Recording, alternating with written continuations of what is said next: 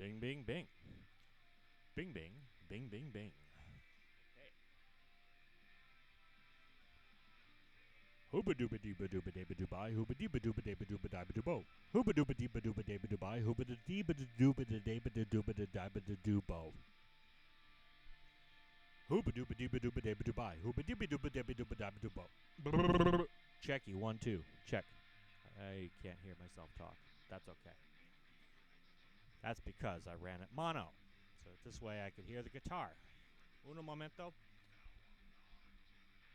When you see me, you should see my smiling face and an I ate some pie and it was delicious shirt. It should be coming soon. However, I was in the low voice. Let's take a look. I see that. You should see live guitar stream, 4 Central, 3 Mountain Time. And it should say live now. Maybe refresh. I'm gonna grab a pop too.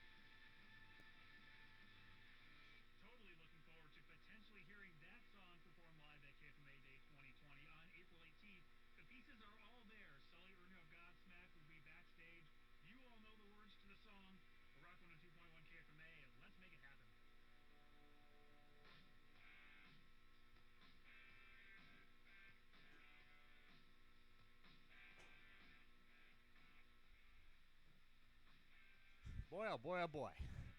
Howdy, the Mighty Porkchop. We're trying to run a nice professional organization here. So what is just going on? Let me tell you, on a Sunday. On a fine Sunday. Welcome.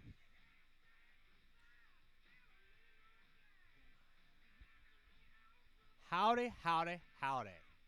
Here we are on a fine Sunday afternoon. Feel good to be here. Glad to be here.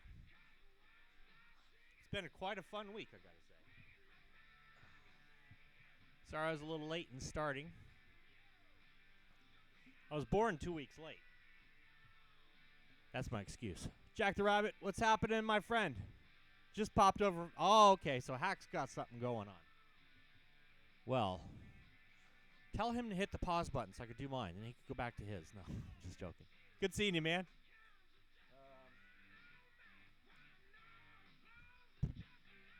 You know, it's really funny because I'm hearing AC/DC's You Shook Me all night long. And I'm not quite sure how that's happening. My Sunday's great, man. How's your Sunday going? Anything fun and exciting over there? I haven't been on Hack's feed in a while.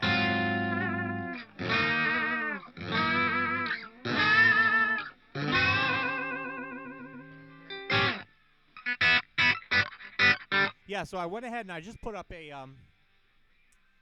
just got out of work. Okay, cool, man. Well, that's awesome, man. I'm glad you're here. Glad you could join us. So you're how's things going with your subscribers? You're starting to get some more. I'm thinking some people are starting to discover your channel finally, and it's about rightly so. I'll say that. If anybody hasn't heard Jack the Rabbit's work, he writes some serious stuff. He's a very good vocalist, guitar player, multi-talented. What all instruments do you play anyways? So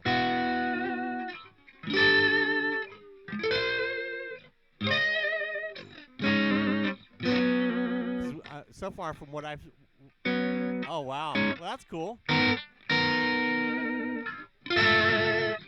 So yeah, what do you call it? I've seen you play guitar. I've seen you play keyboards. I've seen you sing. Oh, you also play the drums too, and the bass. Joe Wentz, what's happening, man? Good seeing you. Okay, cool. Thanks for the heads up on that. Let me just look at my levels here real quick and get some of this set up.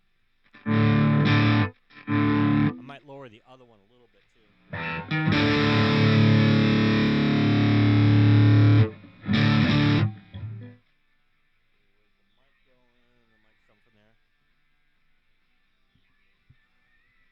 just get some levels going here. I know I kind of set this up in a haste here. Checky 1 2. Checky. Uno, dos, tres. Check. Okay, there we go. As long as we're not pegging 0, we're good. Checky 1 2. Check. How's that? Is that sounding better? So Joe, you know Jack? Jack, you know Joe? Joe is a monster guitar player. Awesome. Joe is a monster guitar player. Jack is a monster. You guys are just monsters at like everything. Joe can like make like really cool looking videos and stuff. So he's got like all the production stuff down. It's pretty darn cool. Oh, that's right. Okay. Yeah, you're over there. See, I forget who knows who. Well, anyways, there you go. You guys are all hanging out there. So I guess let's kick out a little something funky. Let's just have ourselves a good time here. Give people a chance to kind of build up a bit. I got a little pseudo bass sound set up, so I think we should be okay here.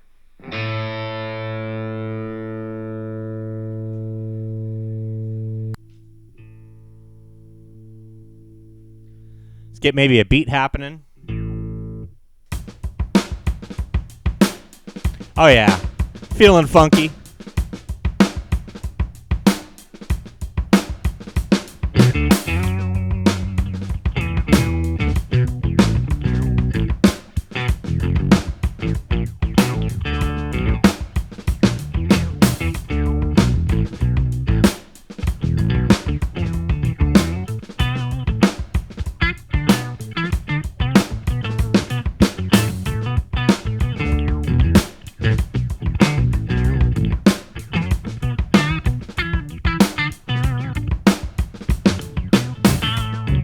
Jack Roses, what's up, my friend?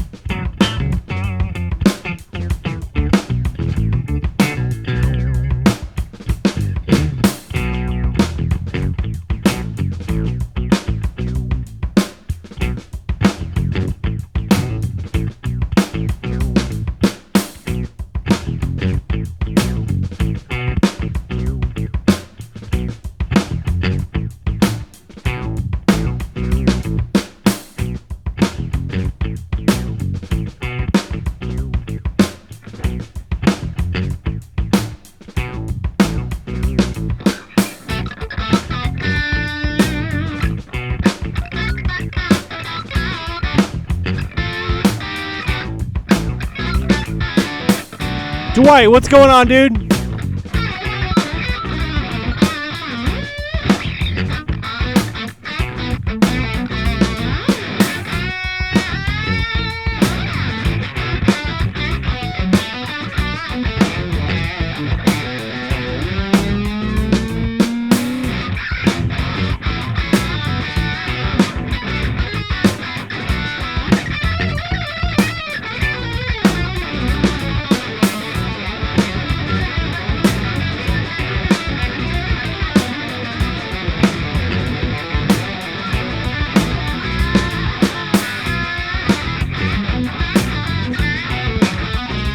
Thank you, man.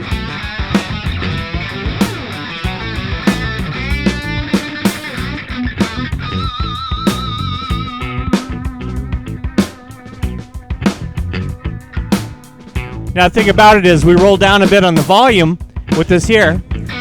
Thrash, what's up, dude? But by keeping a capacitor on the volume knob, we could always retain the highs all the way down. So this essentially acts like a variable distortion pedal. I did all the guitars.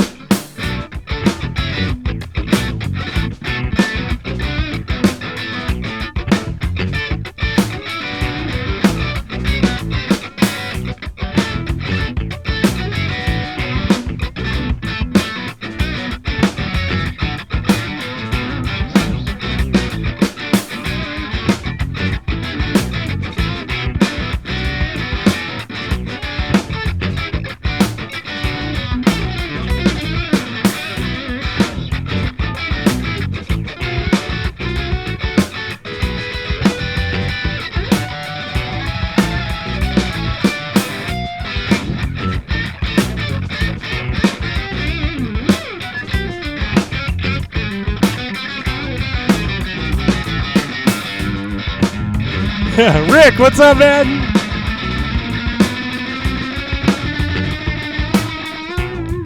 This is a cool kids corner.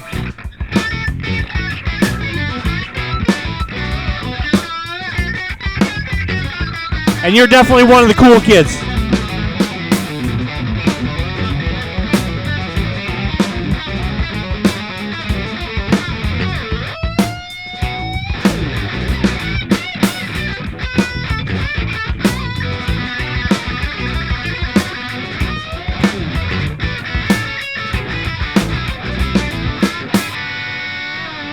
Wow, man. Electric Gypsy, what's up? Dude, all right, man. Our crowd is starting to get here now. So, yeah, we had a good time the other day. Thrash, good seeing you. Rick, Jack the Rabbit, Dwight, the Mighty Porkchop. We got Jack over here, Electric Gypsy. Oh, yeah. This is what we call a happening Sunday when the happening crowd is here.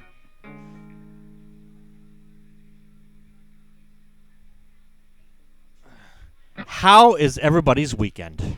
Anything new and exciting with you guys? Where's Joe? Joe popped in here. That was the first time he's been down here. Joe Wentz. If anybody hasn't seen his channel yet, that guy's got some serious stuff going on. He's got some really cool video skills too. So I'm gonna try to pick up and maybe hopefully steal some tricks from him. I don't know. We'll see. It'll be very hard to do though. So thank you, Jack. I'm glad you enjoy. New pickups, new chair that I'm not sure about. Okay. Great gig last night. That's good to hear, man. That sounds to me like a good weekend. That's for darn sure.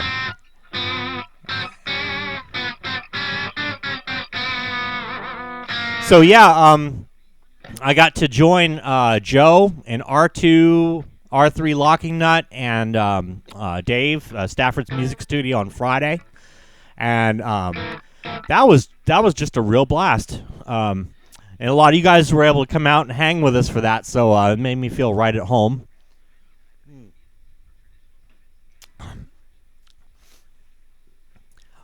Driving into work, okay. So yeah, but yeah, and that was the first time I got to meet and hang out with Joe. That was great.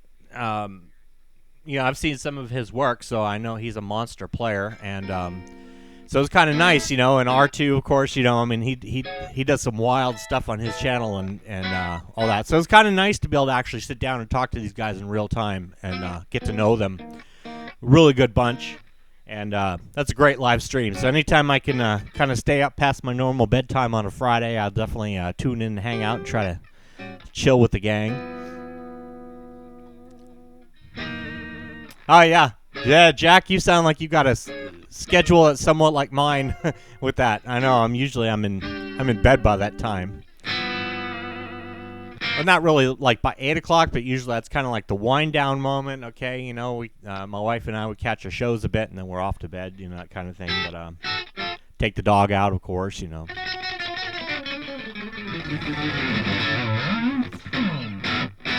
Yeah, I kind of hastily set this up. Normally I'm running a stereo setup, but in this case we're running just a mono.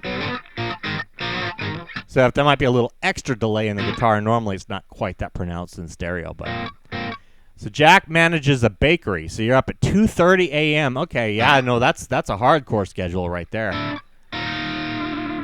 So when he's not baking up the tunes, he's baking up the jams.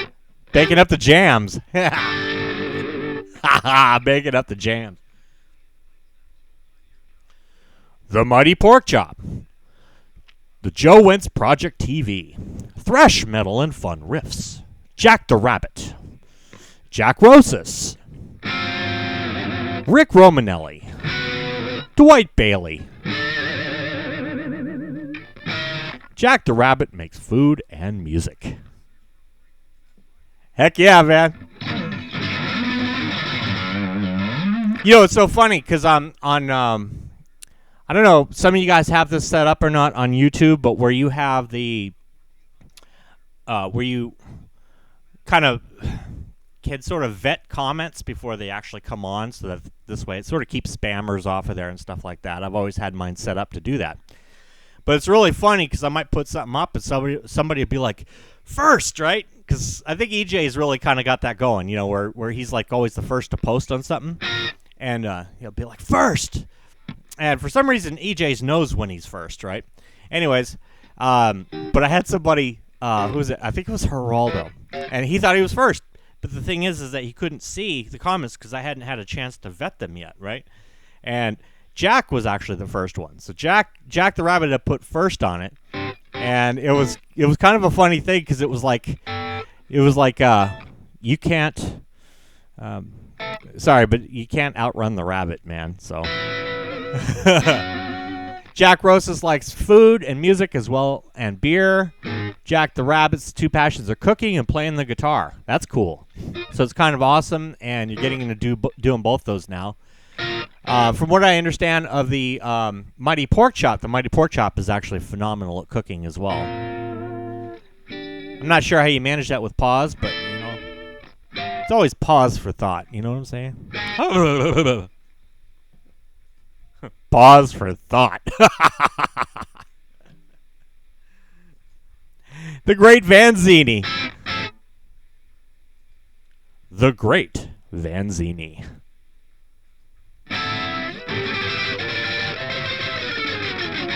Oh, Rick Romanelli. Heck yeah, man. Rick's got some, Rick had a fish fry on there. So you had, yeah, right? It was basically a fish fry video with some good guitar lessons in there. So, yep.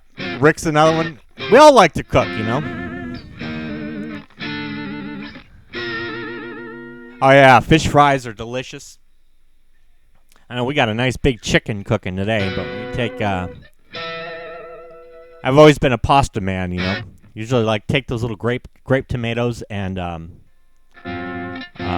you know, fry them up in some olive oil with a bit of garlic, throw in a little bit of Kalamata olives, chuck that together with a bit of pasta, and I know it's simple, but it's delicious. So, all right, let's put it this way. Since it sounds like we're all pretty much cooks here, and everybody's hungry, so it's the best time to talk about food. Actually, it's usually the worst time to talk about food. Worst time to go shopping is when you're hungry, because then everything seems like a good idea. But what does everybody cook? Did I say Geraldo Rivera? Did I really? Oh, man. I'd say I'd have to see the playbacks on that one. Soup. Oh, wow. That's cool. And it's a good time of the year for it, too. I don't know where you're at, but it's probably, if it's fairly cold, then yeah, definitely.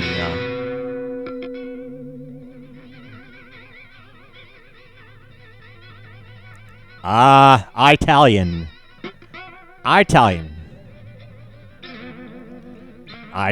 Electric Gypsy. What's happening, man? Electric Gypsy Blues. I was a sauce and soup cook for a few years. Oh, okay.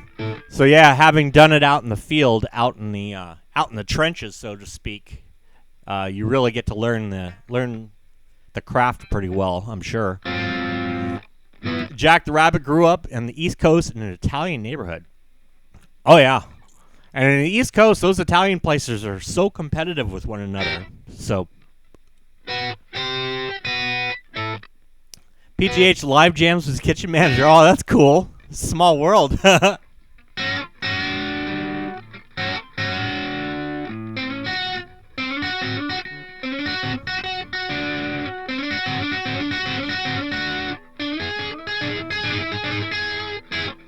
Jack Rosamesm.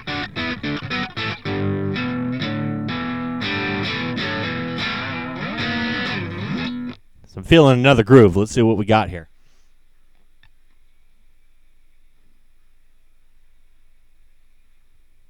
See, now this one happened to have already something on it, but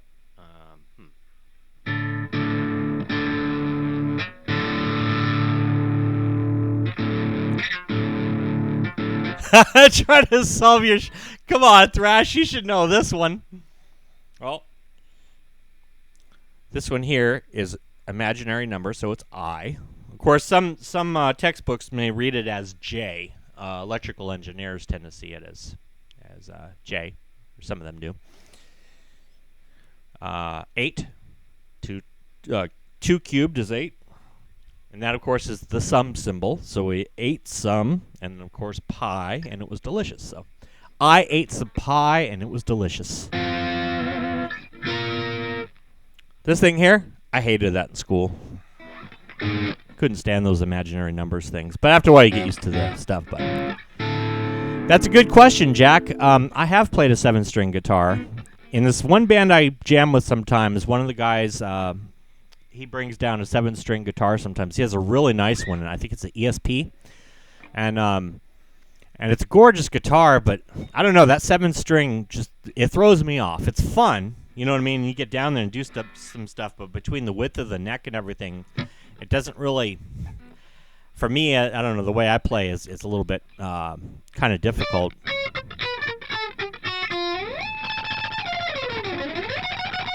So yeah, Italian's fun to. Italian's a lot of fun to cook.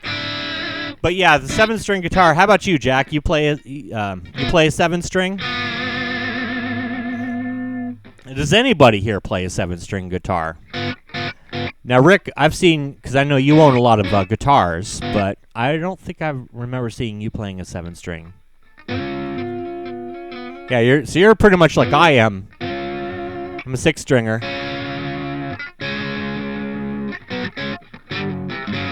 Oh, that's a cool guitar, man. 7-string multi-scale Cort. Clive, what's happening, my friend? Hey, Clive, you're out in the UK, right? What time is it where you're at? I've always wanted to ask you that, but I always keep forgetting, so...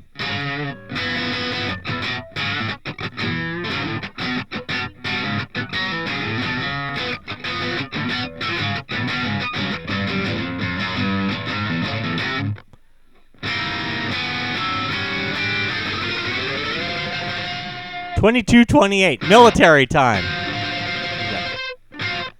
4 is 16. Yeah, Joe, I'm with you, man. It's the same thing. It's like when I used to play this gig regularly in Vegas. Once a week we played. We were the house band for basically open jammers, but oftentimes they would also need somebody to step in. And so I'd be like, yeah, man, I'll play bass, I'll play guitar. I never brought my own bass, but one time this guy threw me a 5-string bass. And, man, let me tell you, that friggin' threw me off. Because no matter what, I'd always start those roots, the 5th lower. I'm like, oh, that's right. You have to think about it, you know, like changing the mindset to say, okay, there's that low string down there you could do some weird stuff on or whatever. But, you know, that 2nd string, that's where it all starts. I don't know, it's weird. It's like trying to do something upside down or something. I don't know. It's really strange. Never did I have trouble with the 6th string. Yep. I'm with you, man. Stand by your beds. So my 9-string Ibanez. That was tough to get used to. 9-string Ibanez? Wow, man. What kind of tuning what would be standard tuning on that? I wonder.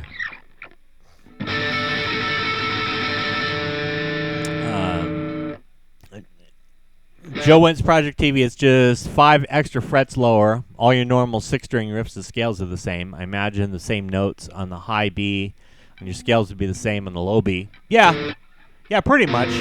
But it's just that whole kind of transition over to, you know, kind of playing in different positions or whatever. Oof. Low C sharp to high E. That's pretty wild. No, Rick. Rick, that's a perfect question, man. No, it is not. I'm going to have to figure out either how to tune it myself. Maybe I could pick up like a little tuning thing for it or whatever and watch some YouTube videos and figure it out or something, because it's a gorgeous piano, and I'd like to be able to play it, and I'd like to hear my wife play it because she could play piano really well, and she does like classical piano and stuff like that. But and she could read those crows on chicken wire. You know those strange little hieroglyphs they put. They have like 5 lines, and they have this like little thing and like little flags coming off of it and stuff. She could read those things. You have your father's old piano tuning kit. Wow, Yeah, it is. But if you do, bring your guitar too, because then we'll have to throw down some jams, Rick. We'd have to do it live, right? Do like a dual live stream. That'd be pretty cool, man. So. Let's see. The G&L guitars look like the Fender guitars, but headstock is a bit different. Yeah, and they also have some of those G&Ls have the G&L wiring or the different wiring. So I know my Strata kind of set it up so you could have kind of both of those types of wiring happening. It was tuned down standard, and the bottom three strings were tuned down in fourths. Okay. Yeah, that makes sense, Jack.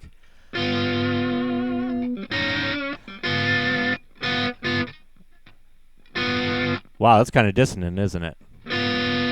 There we go. Hey, we have the makings for another Mary Had a Little Lamb.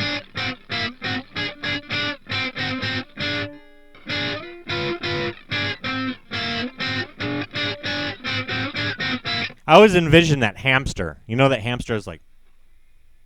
Remember those old memes where they had the hamster that went turn around?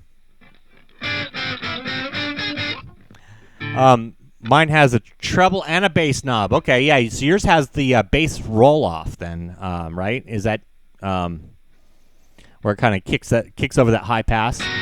Andy Dion, what's happening? Clive. Andy Dion.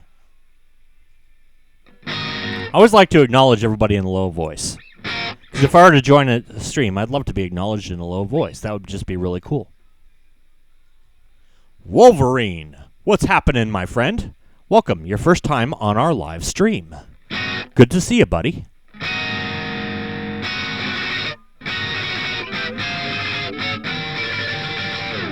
The low voice didn't work. It ain't working. Oh, man, that's sad. Well, then let's make it work. Here I was thinking I was being all clever with a low voice. Hey, Dwight Bailey, good seeing you, buddy. Thank you for stopping by, man. It's always a pleasure to see you on a Sunday.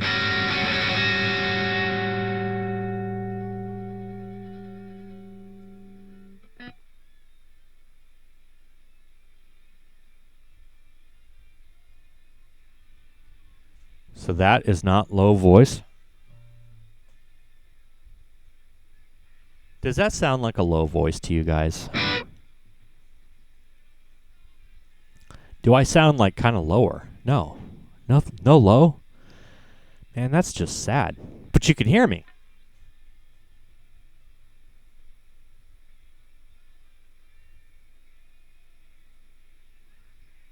All right, now if you listen really hard. Rick Romanelli, thank you for stopping down, brother. It's always good seeing you. You're going to be throwing down on that blues jam, right? Give me just one moment. I got to go check something out. I will be right back.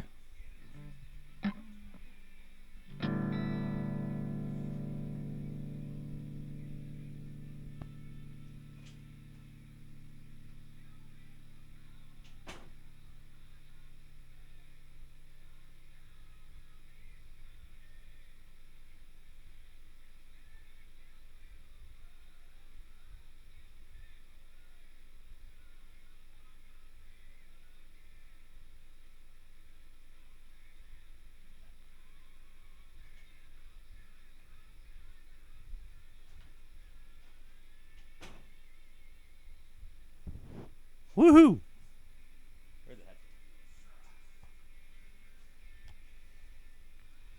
In all my haste.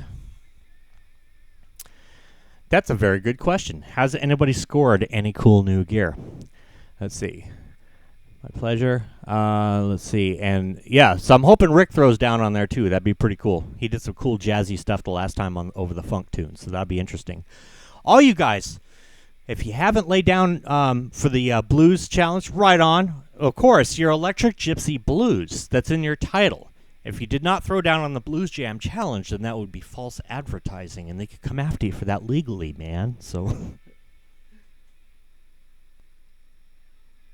legally, you know what I'm saying? Ah, bet you I got it now. Thrash, is that right? Are we low-voiced? Are we happening? What's going on?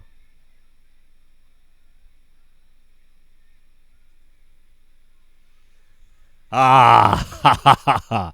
Oh, good. Yeah, always got to have that deep voice, man. It's just not the same without it, man. Wolverine, I'm doing awesome on this Sunday, and how are you doing, my friend? Let's see. Yeah. Anybody who has not had the opportunity to check out Andy Dion's channel, definitely check him out. He's kind of a newcomer on the scene here in our crew, and he does some incredible work. There we go. Now, Joe Wentz, just so you know, that's what I was hoping that I would have. It's not the same thing. Echo as usual, but it's doing the lower voice. It's not the same thing. Echo as usual. How does it sound? See, I can't hear it. I don't have the headphones hooked up to that. I don't even hear myself through the headphones, but Andy Dion, Clive, Electric Gypsy Blues, The Joe Wentz Project TV, Thrash Metal and Fun Riffs, The Mighty Porkchop, Wolverine. Who else did I miss? Dwight Bailey was here before. Rick Romanelli was here before. We got the cool kids. Did I miss anybody? Wait, Jack Rosas, absolutely.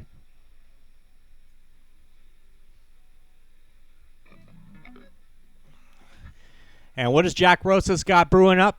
You're trying to build a guitar cabinet from an idea you had. Yeah, it takes time. That sounds like it's low but no big reverb. Ah, thrash. Okay, yeah, dude, you have a good memory, man. Yeah. Oh, that's good. Most of what I do is definitely mildly to severely disturbing, generally. That's why I really had to try to mind my manners the best I could when I joined the boys over there on Friday, because I wasn't quite sure how they're going to take some of my weirdness. And it actually turned out to be pretty cool. We all mix up pretty nicely, so. Well, I like you too, Wolverine. You're a cool dude, man. You guys are all cool. This is the cool kids. You guys are the cool kids. And Thrash even remembered the reverb. Let's go ahead and see what we got.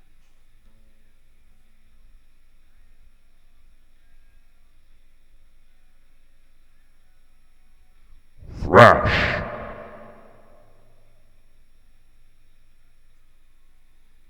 I think we've got it. Weird is good. How weird can we get? Shall we get weird? I think we should get weird. I mean, after all, this is Guitar Meets Science. And again, we talk about all these legal requirements with our names. And so, in my case, I'm legally required to do at least 3 or 4 science experiments through the course of my live stream. So, Jack the Rabbit, I do play in a couple different groups. I play in Dad Bod and the Muffin Tops, and the Brainiacs sometimes. But otherwise, sometimes I just show up there and crash a jam night and play with a bunch of blues musicians. And then I try to play weird science over the top of that stuff. And but they've gotten used to it now. They just say, hey, there comes that weird dude again. Yeah, Dad Bod and the Muffin Tops. We do everything from, you name it, Journey, Don't Stop Believing, to Metallica, to, I don't know, it's just like whatever they want to do. And it has, I play guitar, we have a drummer, we have a keyboard player, we have a bass player, we have a trumpet player, we have another guitar player, and then the band lineup just kind of changes, and we just get together once every, month or a couple months or whatever and just have a blast. It's a lot of fun. Have a guitar synthesizer. Ha ha! Those are a lot of fun, aren't they? What about you, Jack? Jack the Rabbit, you in a band? Is anybody in a band here? Well, I know Rick Romanelli is, but now he's already split. So, who else plays in bands on this thing? On this in this group of the cool kids? That's what I'm calling our group, by the way, the cool kids. Damn, bro. Oh, dude.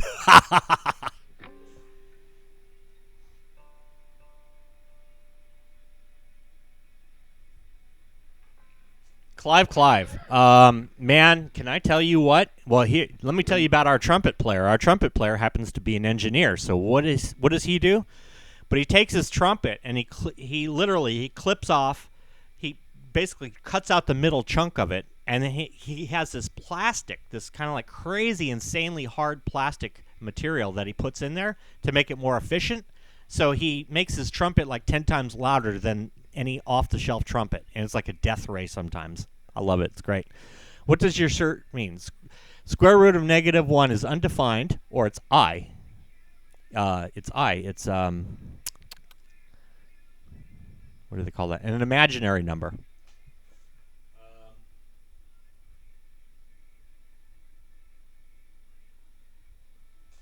I want to see how far you got there. Let's see. Where'd it go? Hang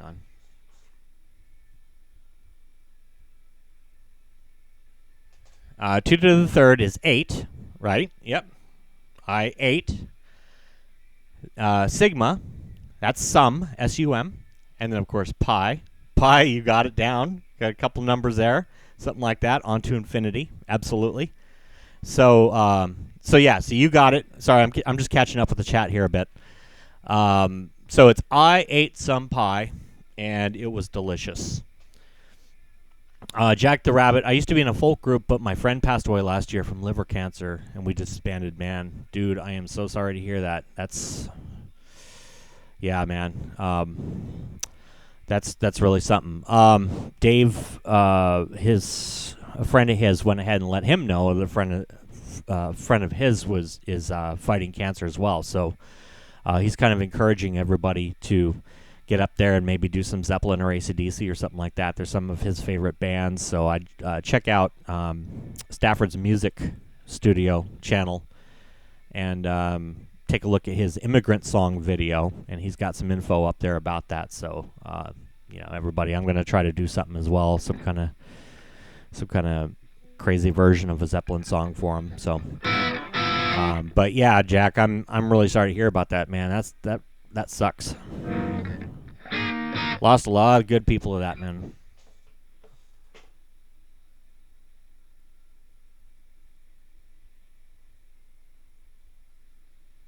Let's see. Now I'm going to get caught up. Yep, I ate some pie and it was delicious. Thrash says it was a fun and good experience for sure. Yeah, Stafford's is awesome. I didn't know that. Playing 2 hours every day after school probably kept me out of jail. Yeah. Probably kept a lot of us out of a lot of trouble we could have gotten into. That's for darn sure. Yep. He's here with me pushing forward. Yeah, absolutely, man. And all that stuff will come through your music too. So I'm sure he's really digging what you're doing, man. I wish I was jamming out with Johnny Thunder's band just for one night. That's cool. Well, I bet they'd love to have you. That's for sure. So where were we going? Oh, yes, we were going to be doing something real weird, weren't we? Well, let's get weird then.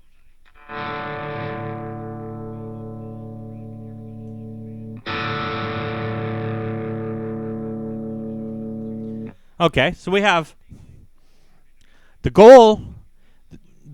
This is an Ibanez Geo, by the way. Rocker Pat, what's going on, man? Now, I see I made it with some exclamation points, which means that you drove fast today. Am I correct? Had a bad connection, had to kill the phone and revive it. So he's driving. He's doing his normal 150 or so on the highway. Rocker Pat travels fast, folks. He's a very fast traveler. If you want to get anywhere fast, you ask Rocker Pat how to do it, and he will tell you. Fast cars and fast guitars, man. That's the Rocker Pat way. Rocker Pat.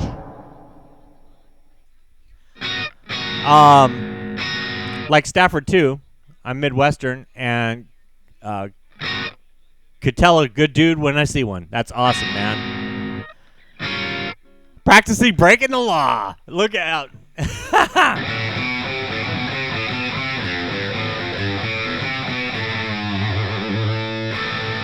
That's awesome, dude.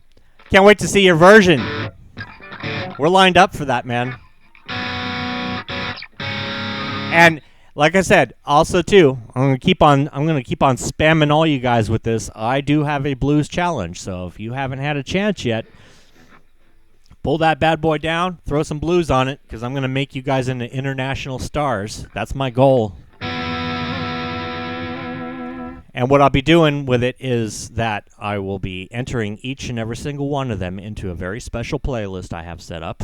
My brave, bluesy dudes and dudettes. I have no idea if any dudettes will jump on there. I'm hoping so, but at least we know there's some dudes already on there, so we've got a good start. And so, yeah. And you do that, and then what I do is I let some time go by, let a whole bunch of entries come in, and then we sit down, we do a live feed just like this. But I won't be able to see the chat, right? So this way, my brain doesn't go on to everything that everybody's saying, because it will, and then it could turn into like a 10-hour endeavor. Instead, what we do is just run right through each one of them. And, yep, that's pretty good, Thrash. Impress dudes or scare the crap out of them. That was usually the goal when we were teenagers. Okay, let's scare the heck out of the next guitar player. And, of course, the next guitar player may scare the heck out of us, but hey. That's what makes it fun. We all scare the heck out of each other, and chicks sit around and go, God, what are these guys doing? Or they'll be like, I could play even better than that. R2, R3, lock and nut. What's happening, man? Well, look at that. We got 3 of our 4 bunch together, right, that we had on Friday, right? We got, I think Joe's still hanging out here. But yeah, Thrash, you definitely got the right mentality. Wolverine, the speed limit 75. I drive 85. If you aren't doing 85 in Houston, you get run over. Sounds like a new type of Autobahn altogether. Yeah, BB King is the king of guitar. Guitar has a lot of kings, though. So, Whitesnake and Warrant were false advertising. Whoa, dude. Whoa, dude. Man, that's so heavy. Whitesnake and Warrant. Were they false advertising? Do we really know? Whitesnake did. Whitesnake. Well, that you're talking about David Coverdale having his wife at the time, I believe, Tawny Katan, hanging all over the car and everything, and then she left him. So it really didn't turn out the way that even Whitesnake had hoped. Poor David. That's all right. He'll get over it. Zeppelin rocks. Of course they do. Love Zeppelin. Came up on Zeppelin. Came running home. 1982. Mom! I heard of this cool new band. They're called Led Zeppelin. They're the awesomest. They just came out with a brand new album called Coda. Their first album. It's the coolest thing. And of course, my mom just laughed her head off.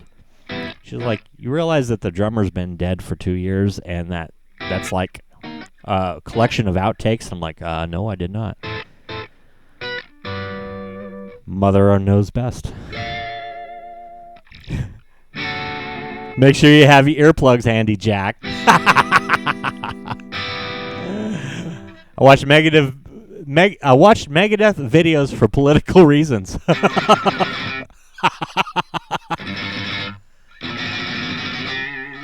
Okay, come on. Darn it, let's get weird here, shall we? Let's start ourselves off with a little bassish type action going on. But let's make it weird.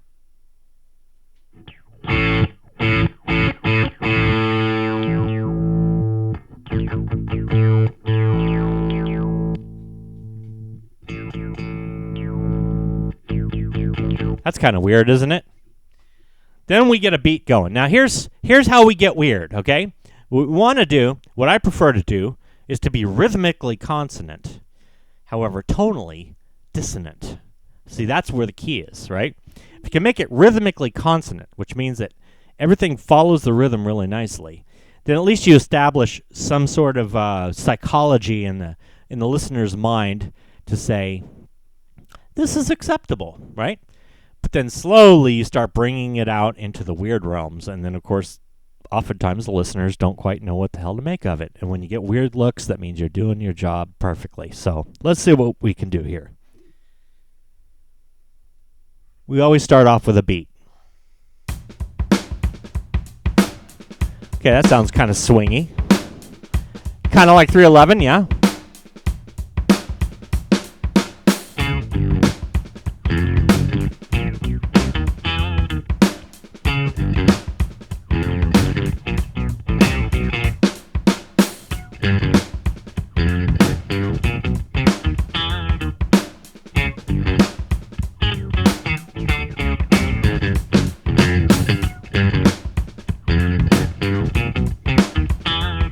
There we go. But now wah makes things so weird, man.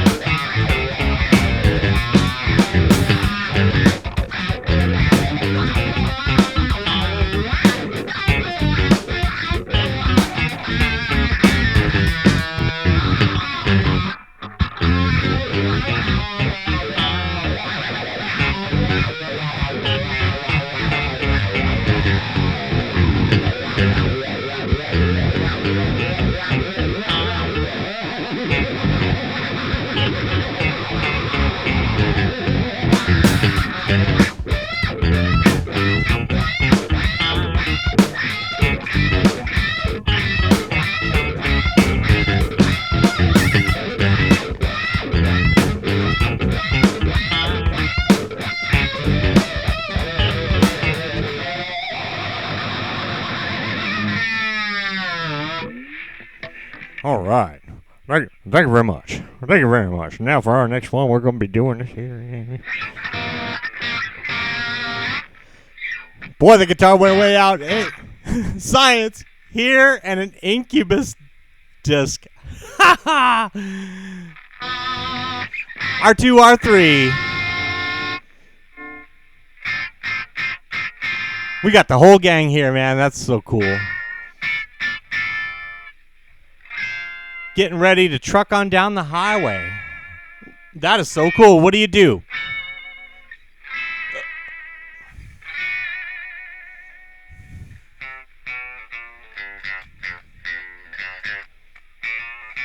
Ooh, isn't that interesting?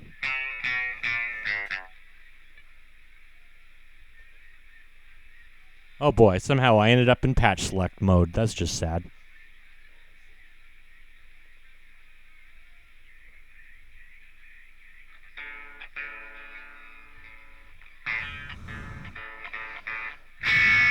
That's the out of tune version.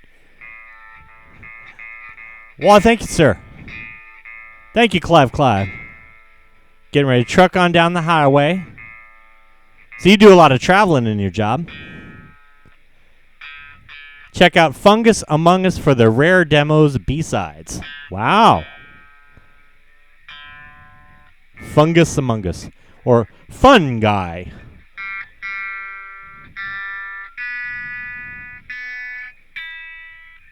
Now I thought I had that whammy bar tuned, but apparently it wasn't tuned entirely.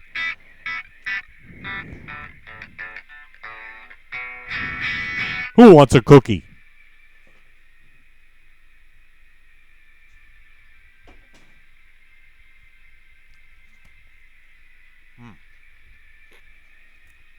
The dog's going to be so happy when she comes in here and realizes I dropped crumbs on the floor. That's cool. Well, so we're picking up a little bit of radio interference. The electronics are picking up radio interference. That could send the copyright crybabies after me unless I just make a lot of noise over the top and try not to keep any dead noise going on. See, but that's weird now. That's a fully up wah-wah pedal kicked in. We all know how the wah-wah works, right? What is the wah-wah? Let me ask you that.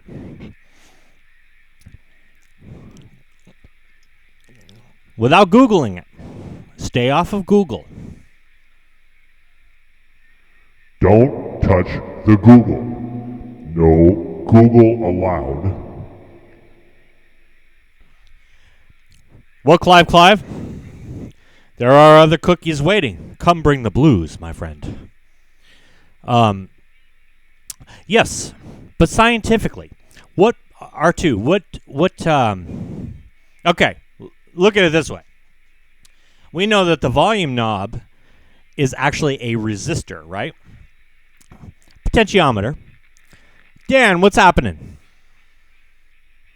On 36 solo is in the house. R2, R3 locking nut is in the house. So, it is when you make pedals cry, absolutely, and they just go, ah! Absolutely. But now, okay, and Dan, yes, absolutely. But now we're trying to figure out, okay, what would technically the specific part be?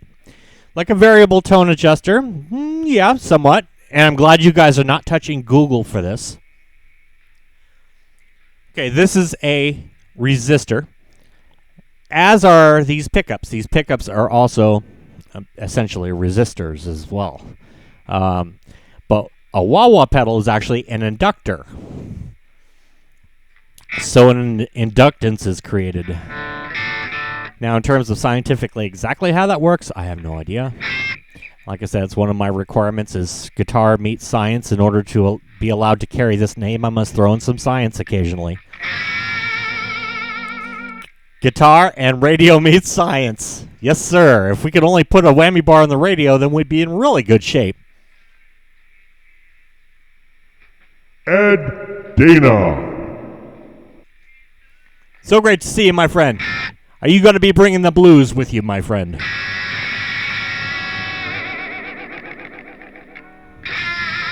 We need some blues, man. I'd love to see R2 throw down on there. I'd love to see Joe throw down on there. No, what do you call it? What do you call it? It's like a supercapacitance electromagnet.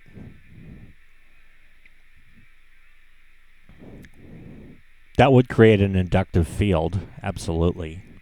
Because inductance really is just generally traveling from field to field. So it's almost like sending messages over the air. Working on the best way to get the backing track. Okay, if I made it too difficult too, I have no problem with maybe like upping an MP3 of it if that makes life easier. I could do that if you guys want to. Does it have to? See, now Thrash, you know science. We're talking about engineer science. Like Ed and I know. Ed is a mechanical engineer, right? You got your mechanical engineering degree. So he really deals with things like duct tape and WD-40. And probably a few other things that are much more complicated than I can wrap my head around. I know about code, computer code. I know how to solder things together and to do my best to avoid getting electrically shocked, generally. Which basically means don't stick your finger in the light socket. Volts, ohms, watts, and amps, but not inductance. Yeah, inductance is weird.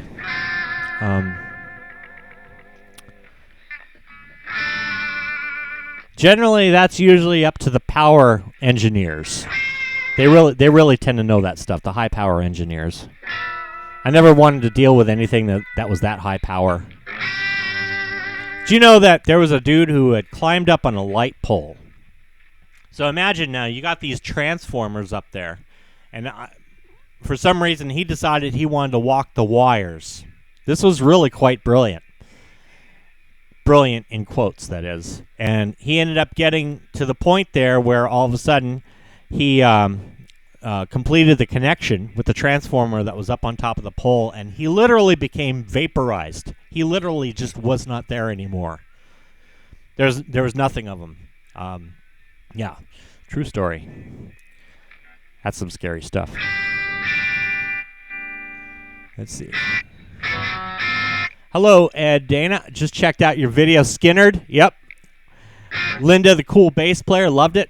Absolutely. And he puts up so many cool tracks to jam to, so I've got a lot of catching up to do with that. But that's kind of good, because I know during the week sometimes my schedule gets really hectic with work and everything. And I'm like, I can't throw together a backing track or whatever, and Ed's got like a whole wealth to choose from, so it's always nice to know that I could take comfort in knowing that I could jam with Ed and Linda. My life is one big OSHA violation. Yeah. No, that could be bad. Step-up transformers that carry power along lines. Yeah, the inductance is used in a lot of places, but in the case of a wah-wah pedal, there's an inductance created as well, which helps shape the tone. How it does it exactly, I'm not quite sure, but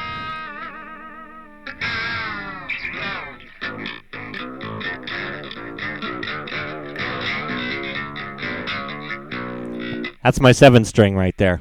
Just pull down the wah.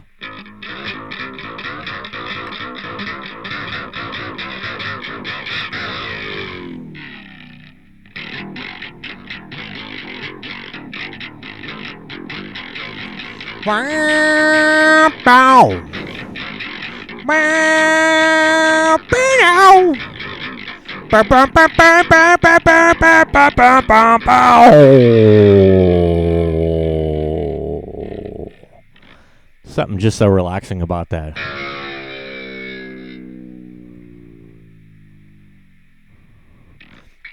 Just discovered this Tascam interface records directly into my digital audio workstation. Backing track solved. That is so cool, dude. That would be a cool one.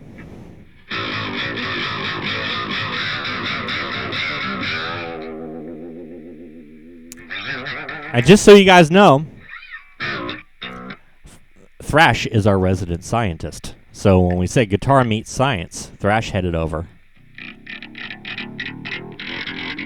And of course, he expected me to know a lot about science. I knew nothing about science. So then I became really scared when he started saying scientifical things.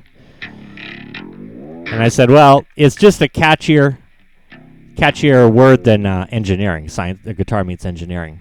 I'll be back in 10. See you in 10, my friend. Hey, that rhymed. See you in 10, my friend.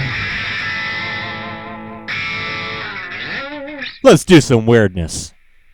What kind of beat is here? I have no idea yet. I just threw on random beats and said, make something that goes with it. Ooh, rock.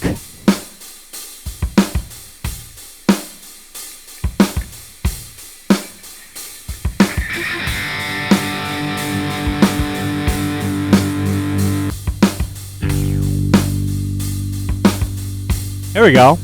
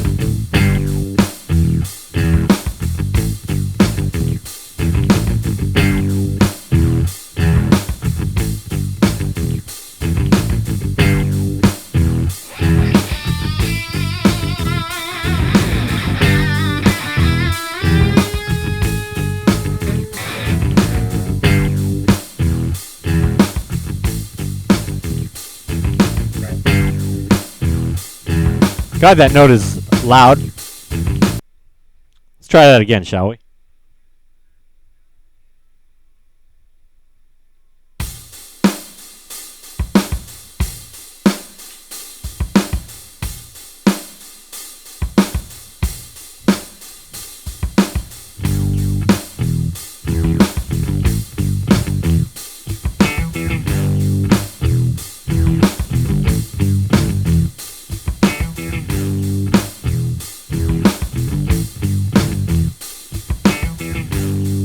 Ask lots of questions and question the answers. Hell yeah, man.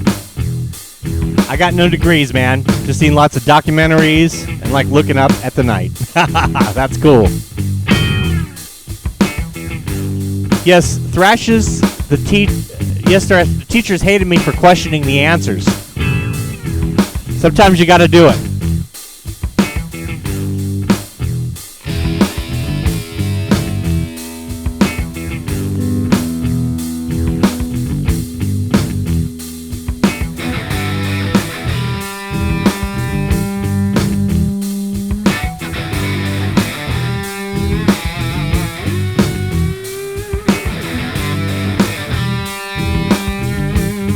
Answer questions with harder questions.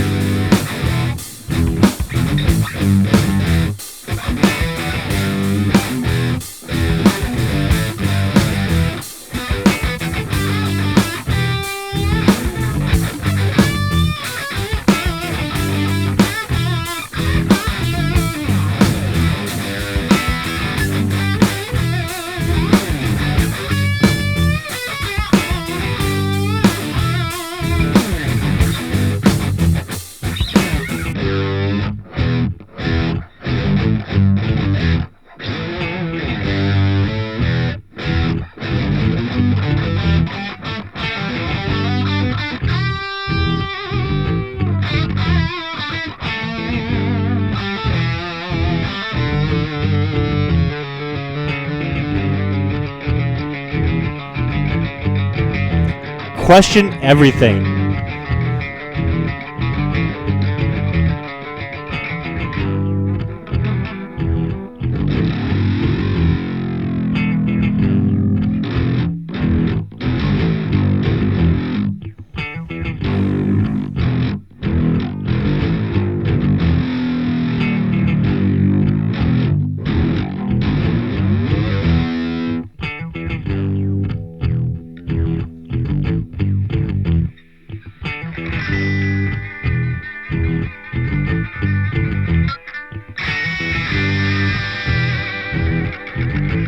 That is so right.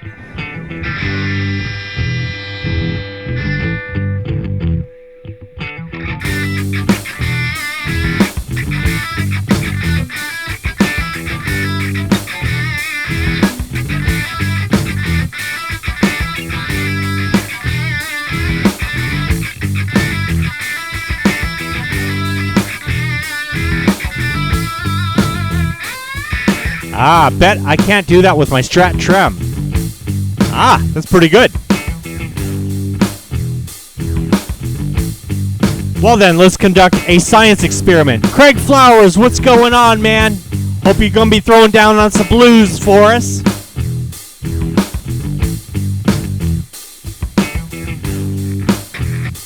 So this is your typical Strat Trem. But I don't know if it'll take it down an octave lower. We'll have to see.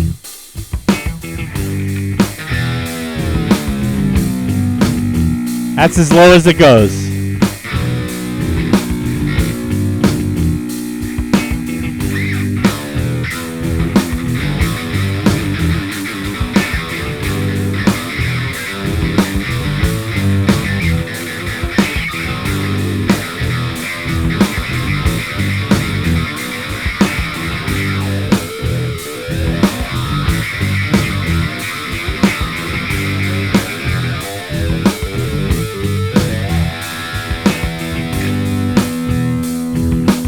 But the Strat's good for getting funky.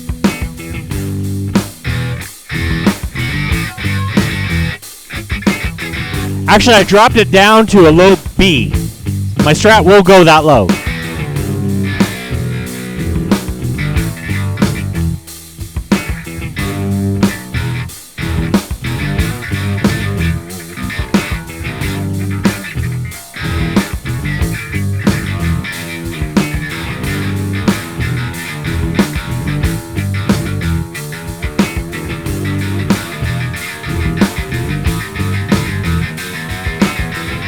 Yep, so down to the fifth.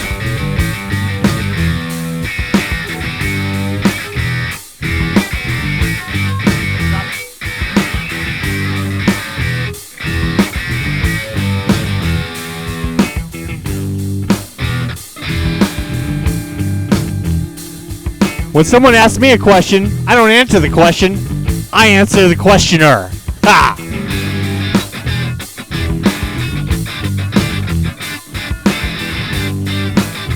See, all the cool kids like you guys have the best philosophies. Andy Dion, man. Andy Dion. Andy Dion.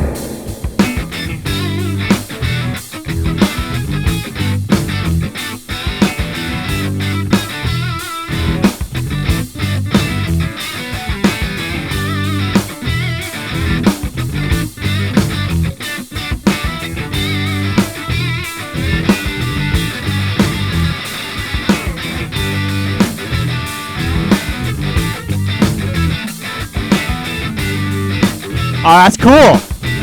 So you got the full range.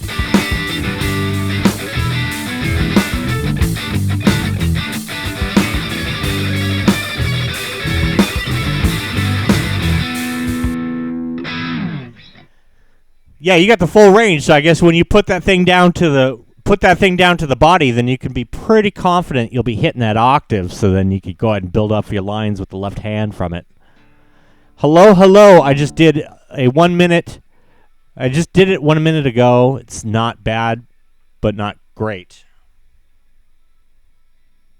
Craig Flowers.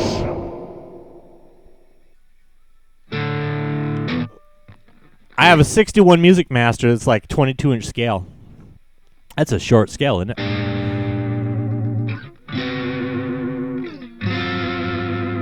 Ah! The questions you ask are actually really good. To my right.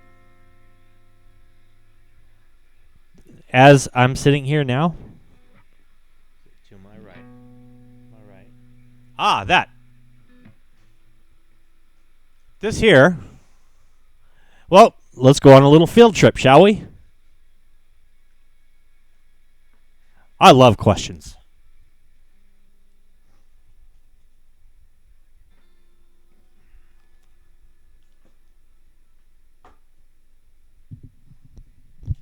Of course, I got to take that microphone with me.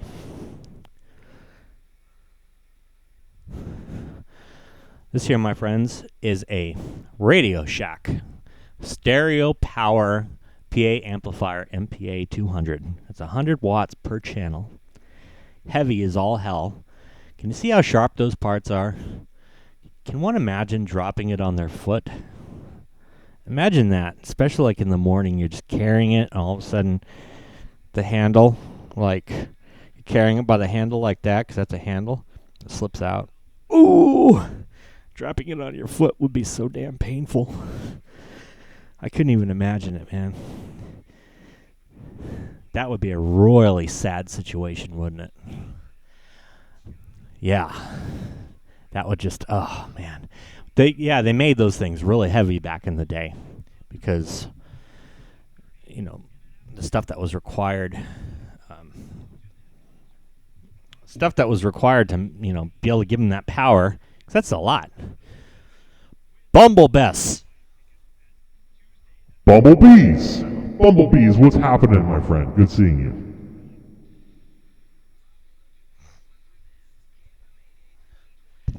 So yeah, folks, that thing is, and it's heavy. All right, cool kid Dan. It was good seeing you, brother. Thanks for hanging with us and coming down. Hoping one time you'll be able to get those goodies working, and maybe we could see some new jams from you, man. Dan can play that guitar, let me tell you. Craig Flowers, I am a pedal nerd too. Jack Rosas had said, I am a pedal nerd. Yes, sir. Pedal nerds, man. Radio Shack. Tandy. Okay, yeah. Tandy. You guys still have those out there, Clive? Or did they take them out where you're at, too? So sad. I love Radio Shack. But I think, yeah, Ed said that Radio Shack is still there, right? Over there in Ohio, you still have one. I used to work at a Radio Shack when I was younger. It was really cool. You have questions, we have answers. It's great. Play with the stereo equipment all day. I still have a whole box of 9-volt adapters. Like they span the voltage because they were just getting rid of a whole ton of them. They're like, we're going to throw these out. And like, well, why are you going to throw them out? I asked the manager, can I just take them? He's like, yeah, sure. So he gives me a whole thing. So I still got them, and anytime one of our plug adapters goes out, I just chop it, stick a new end on it. There we go. We're good to go. Let's see. And Bumblebee says, Andy Dion, Clive. Oh, he's saying hello to everybody. Well, hi, Bumblebees. It's good seeing you. Oh, Tandy's long gone, too, yeah. Yeah, once they got into the cell phone business, I think it was like cell phones and computers they were trying to do. They're like, oh, yes, we need to go to the 21st century. Well, no. Didn't happen. Yeah. Oh, heck yeah, man. They used to have walls of just every kind of resistor and capacitor and all that. I try to have a local Radio Shack here, right?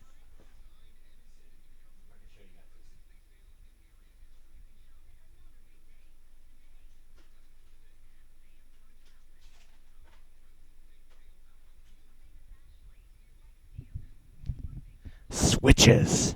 Oh, my goodness. So many switches, man. I got all these Radio Shack switches. See that? Can you guys see that stuff? Oh, yeah. Man, sometimes I just like to just sit here and break out the switches and the potentiometers and capacitors and resistors and just look at them. They're so nice. Look at that. This is a switch. That's a momentary on and off switch. This here, I believe, is a normally open, but sometimes you need a normally closed switch in order to get the job done that you need done. Yeah, Rocker Pat, Radio Shack did have too much resistance.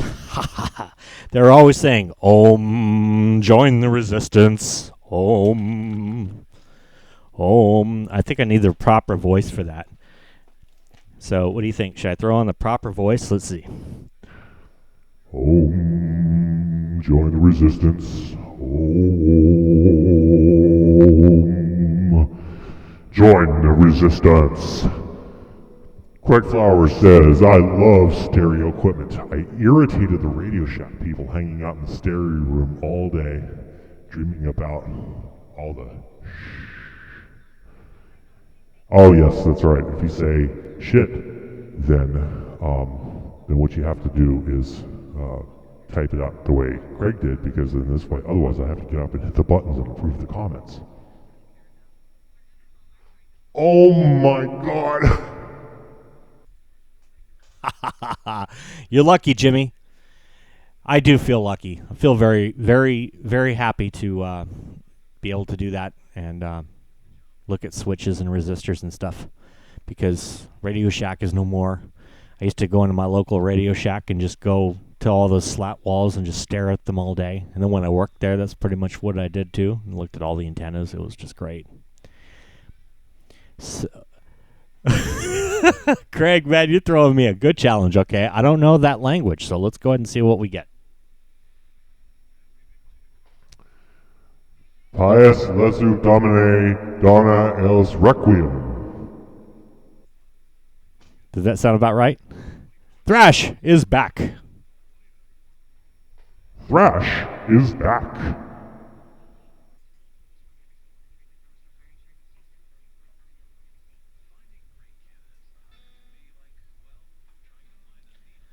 That's a very good question, Bumblebee.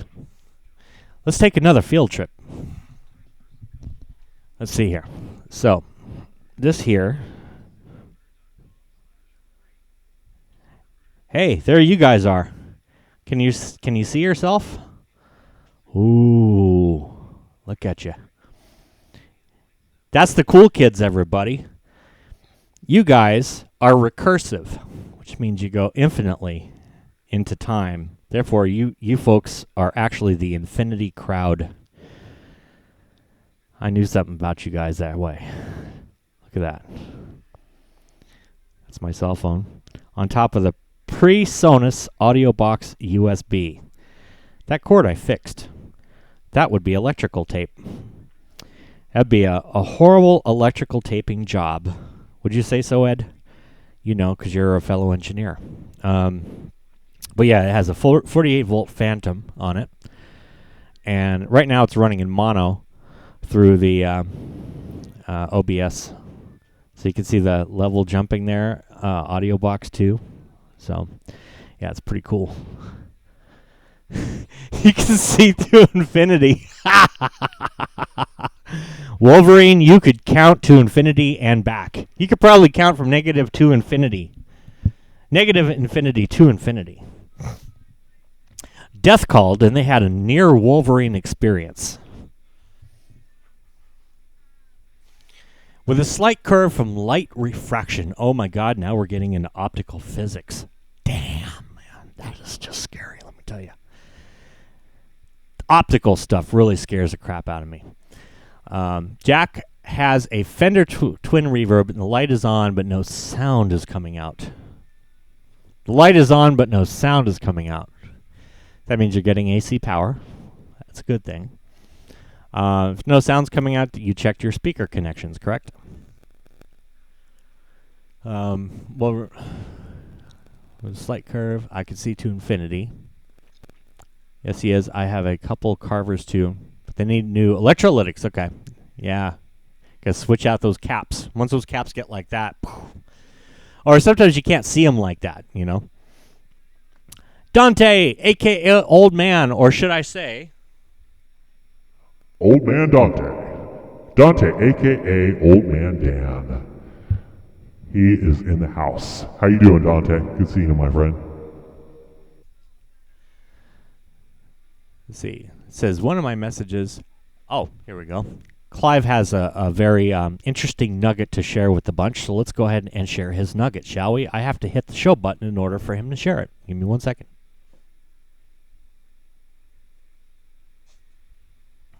Clive says, we gonna disappear up our own assholes recursively and infinitely. Therefore, we would be actually as part. We would actually be as part of the infinite asshole. You know what I'm saying? And it's just, oh, man, it'd just be like, oh, crazy, dude. That's like heavy, heavy, heavy stuff. Glad to see you're doing well, Dante, and I'm glad to see you over here and chilling with the cool kids, as you are one of the cool kids. So, woohoo! Right on. Welcome to the cool kids bunch. Yes, sir, Jack. Oh man, you guys rock. You guys totally rock. I mean, this is what Sundays are all about as far as I'm concerned. So,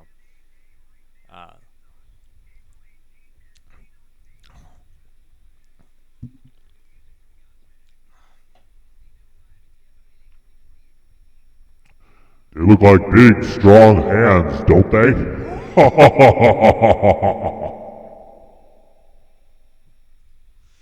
big, strong hands.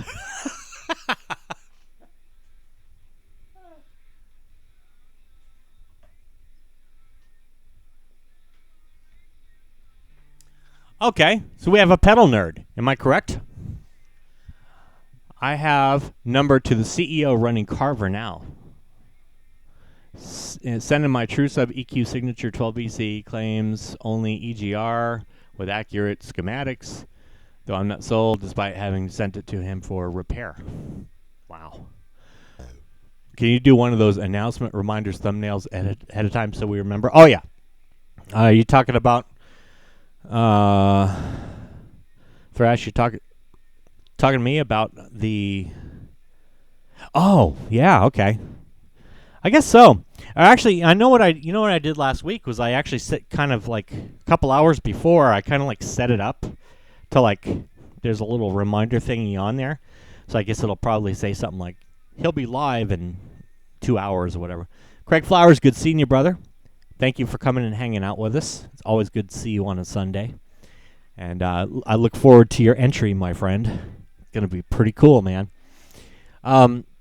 Yeah, so I'll try to remember to do that. I don't think I was so prepared this week, so I apologize. But anyways, okay. Is our resident pedal nerd here? I think, actually, we have a lot of pedal nerds. I think we're all pedal nerds in one way, shape, or form. But if you are, then I'd love to take you on yet another field trip. Give me just a moment here. Hopefully we can see it well enough. I'll take you through my old barrage of pedals. And I know it looks like a fire hazard over here, but these are all audio cables. Let's start off with the Pod X3 Live. Now, that's not really a pedal. That's actually a multi-effect unit, of course. That's the bass synth wah. I'm running the guitar into that to be sort of a pseudo bass for the time being, though I could actually play regular bass into my looper too. I use this one for the voice. Hang on, let's see here. So if I hit that, I go to low voice. Low voice it is, and that's actually a multi-effect unit. Right now I'm using it for the mic. That's my homemade pedal right there. And this will switch on and off certain things. It's kind of hard with this dynamic microphone. Give me a second here. Okay. I'm into putting the pedal to the middle. Looks like Adena's OSHA has... Right on. Okay, so let's see. So this thing here, we'll turn on the drums. This one will do the second loop that's over there.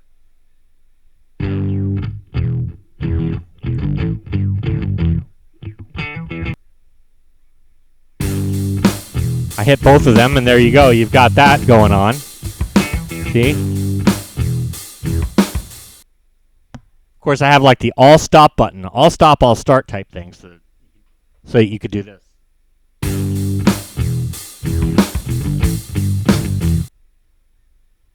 So then we go over here. Who is that? Is that Dave? Stafford's Music Studio. Dave, good seeing you, brother. We had an awesome time last Friday. It was the coolest thing around, so thanks for having me again. Quite honored, I must say. I was taking everybody on a little field trip over through the pedal collection. Plowing snow. Oh, man. Would it really surprise the heck out of you if I said that I was not jealous? James Fontana. Good, good, good. We got some more blues action happening. Can't wait to see it, man. Everybody, James Fontana is a new face on the scene. And I watched him play something previously, and he is awesome. He can play the living hell out of that guitar. So anyways, okay, let's continue on our field trip. Now I got to take my dynamic mic with me and try not to hit myself in the teeth with it, but let's go ahead and see what we got here. That's an old chromatic tuner. Hoping you guys could see that. It's not the best light in here. And then that there is a Boss. See, I got that one for free. That's a Boss foot switch. This auto wah I just got last Christmas, and it's actually really neat. It almost operates more like a, I want to say like a Univibe pedal. And that's the old cheap chorus pedal I bought, and it's awesome. I just love it. If you want chorus, that's the best. There's the OCD version 2. That's probably the only one with a yellow LED on it. That's like an $18 BVE distortion. It's got a pretty good full rich distortion. When used in conjunction with the OCD, it's actually really good. That's the original loop station. The Crybaby wah-wah pedal.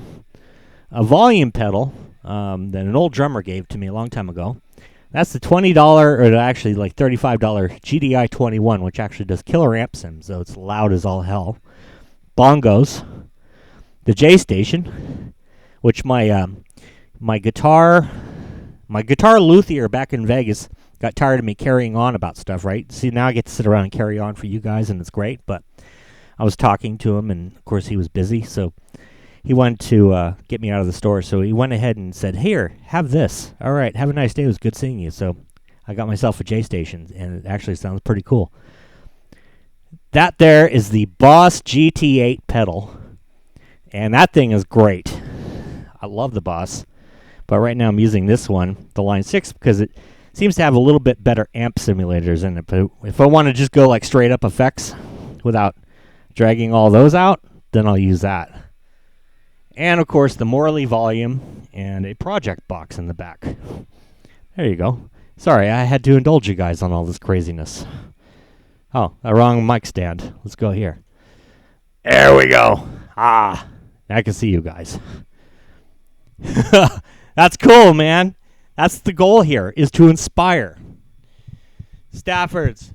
Oh, Dave, you had trouble with the shoulder? That's no fun. Now, Dana, what do the bongos do? That's a very good question. Shall we find out? Well, yeah, I guess so. Okay, so now this bongo here, this one has the high-pass filter on it. So it'll sound like this. This bongo has the low-pass filter on it. It'll sound like this. Notice that they sound pretty much almost exactly identical. I'll tell you why. It's because they are made by First Act. Your first act is to play two identical sounding bongos. Once you get that,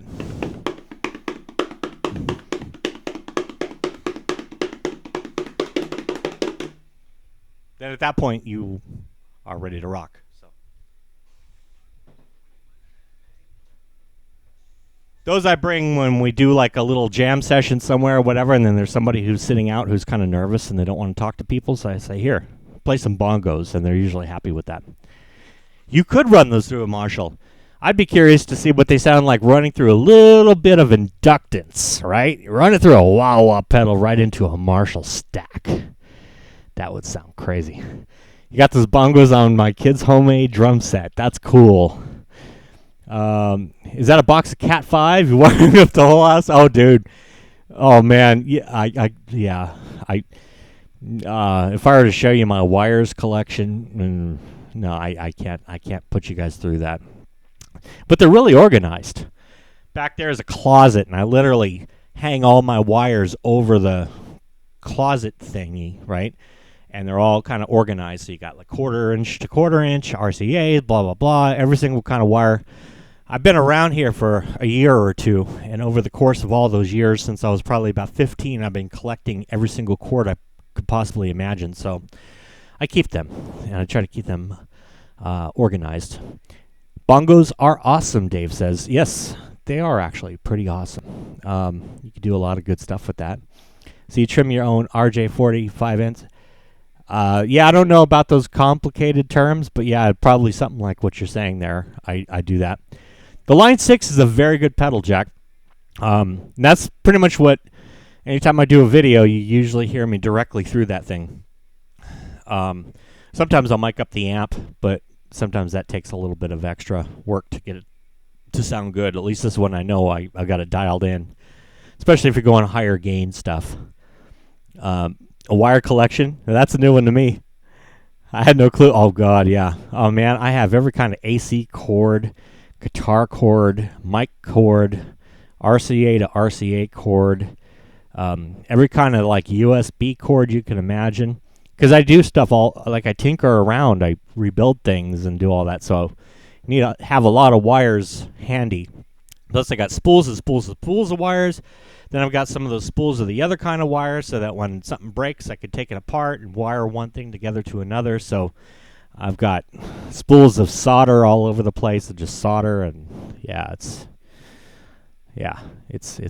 weird, but it's great. I have cables and piles of crates. I need to get organized. Dave, you sound like me, man. Exactly. I've got those too, you know. So I've got them all. I've got the ones organized hanging up.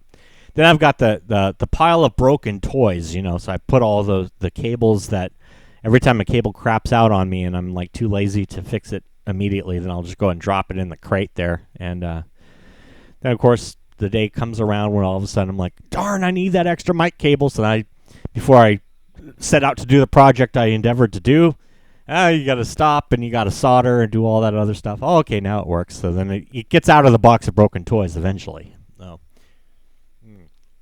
you collect because you fix stuff. No. I don't use anything for history or nostalgia. I don't get much usage out of history or nostalgia. You definitely just take one thing and you fix another thing with it. Speaker wire goes out on you. You reach back there, and there's some speaker wire somewhere or whatever. And so now you could say, "You're wired." Ha ha ha. Rocker Pat, you got it.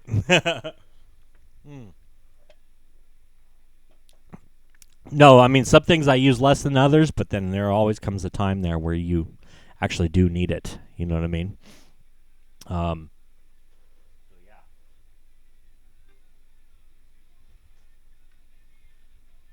The land of broken toys. That's exactly right. I got a shelf full of like broken toys where like old wah-wah pedals and stuff that have gone out. I mean, I either harvest them for parts or fix them, depending on how fixable they are. But it's always nice to know that you got something down there like, oh, shoot, I need a tone control out of one wah because the one in this wah went out, and I can just pull that out. And there you go. And then, just keep parts around, fix them. I fix stuff. I save money. I'm really cheap that way. I don't like to buy anything new if I can avoid it. It's kind of like I do occasionally, where it's like how to pull a potentiometer apart. Literally, you get a volume control that gets dust buildup in, and a lot of people just go ahead and they what do you call it? They replace it, right? Desolder it, whatever, stick in another one. Now pull out those little tabs, pull it apart, blow it out, put it back together. Hey, it works perfectly. Put it right back in. Don't have to deal with measuring resistances or any of that stuff. So when I was a kid, I took a shoebox and put rubber bands, and that was my first guitar till Mom got me a used guitar. Dude, that's a cool story, man. You started out on rubber bands in a box.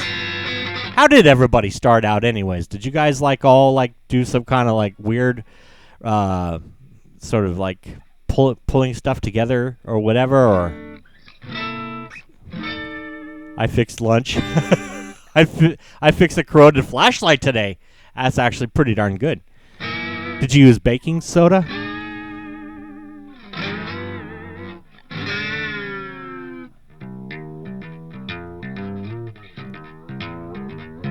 I wish I had the space to store stuff like that here. I generally don't. My whole room goes up, right? I just did it as shelves. I don't have a whole lot of room here. Pretty much my arm can kind of touch each wall, but looks a little bigger on camera. But I beat the crap out of my mom's pots and pans. That's a good start. So Rocker Pat you were Rocker Pat well before you even first picked up your guitar. No deoxit and wire brush, yeah, okay. Deox it. Yeah, they do actually have something for that. Yeah, because I know baking soda and water on a car battery is a lot of fun when it gets corroded. It turns green and all that stuff. Found a guitar in my basement when I was 4. Played it on my lap like a piano. That's cool. Hey, that's how Jeff Healey did it. At Thrash, yeah, it was a week or two ago. I'm just reading what you got. So Dave says a week or 2 ago. Got a new one out. Haven't seen it yet.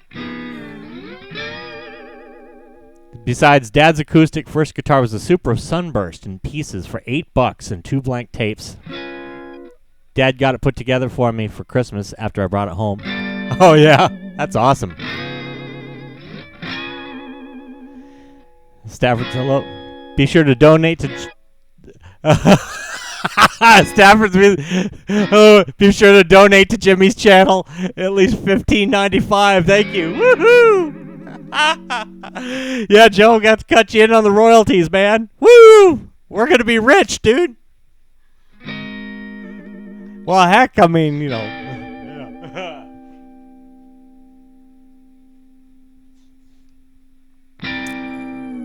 Stafford's, yeah, you guys did the cover. That was cool. Not like a nice seasick guitar background track, huh? Similar story, Pat. It started later in life, too. And sure as shit, I would have started much earlier.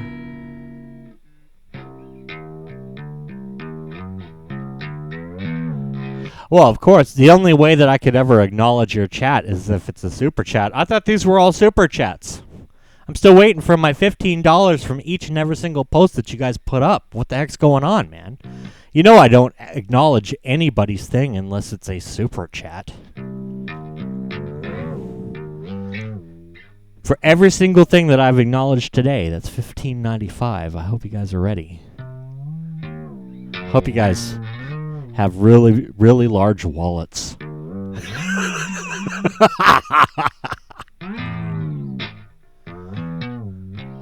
I just broke everybody's bank. Yeah, Dave. This is an ND767A. It's made by Electro Voice. And it's great.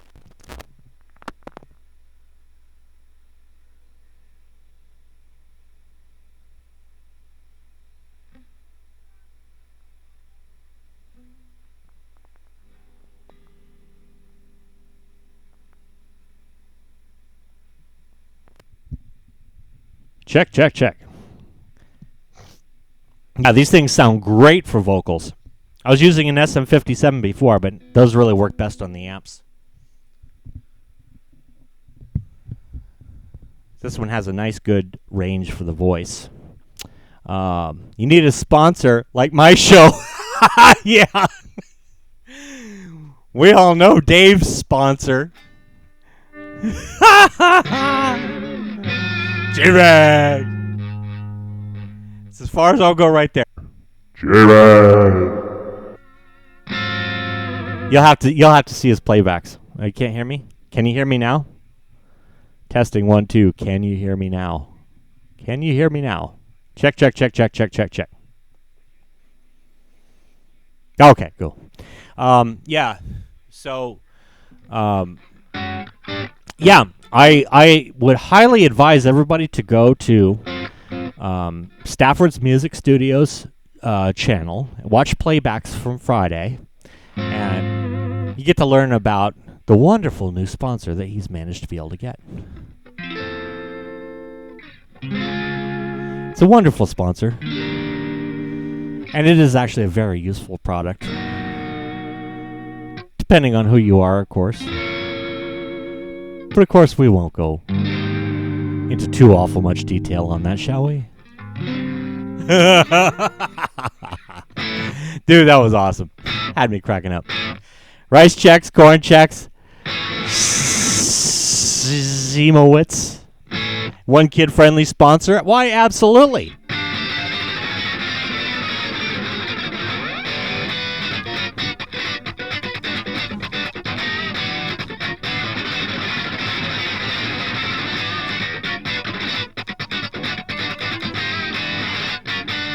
charge mine to the Underhill account. Yeah, it was friggin' hilarious. I don't know, and supposedly it started before I had even gotten on there, so you guys already had that one going for a bit. So I know I just came in on it and I was like, what the heck? This is awesome.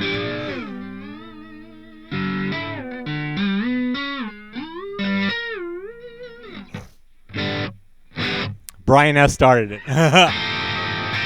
That's it. Wherever Brian's at, you realize that you just unleashed the beast.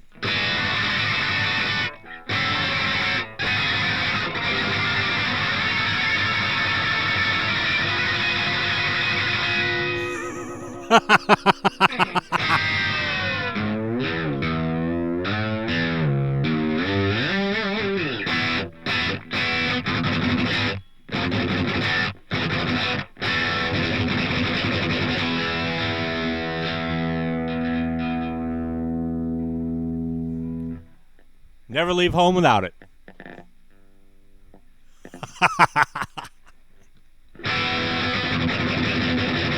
I have a shirt coming from that sponsor. I gotta see that, man. That's gonna be awesome.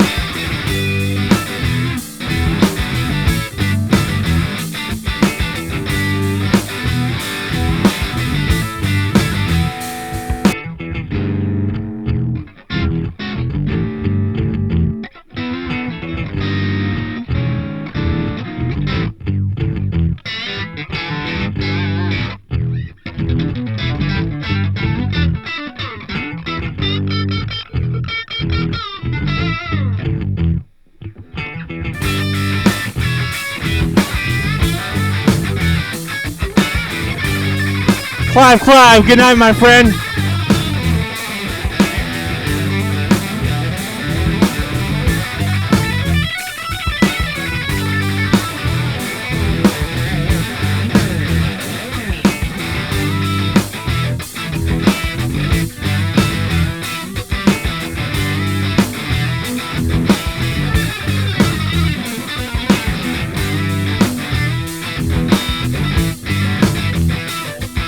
Pan down, pan down.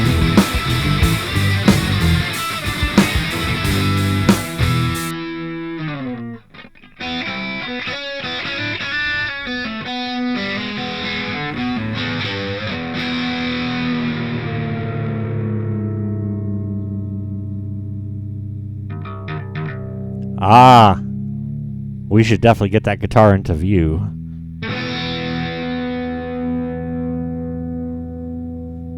You know why it's very important to have the guitar in view, right? Because otherwise, this is all you see all day. That's it. Now, what about your faces? Do you guys ever work on your faces?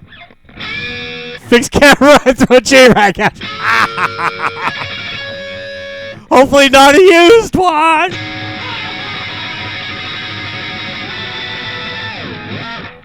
So yeah, faces. Have you guys have you guys worked on faces? I never knew I made faces until I started making videos. Yeah. Same thing, man.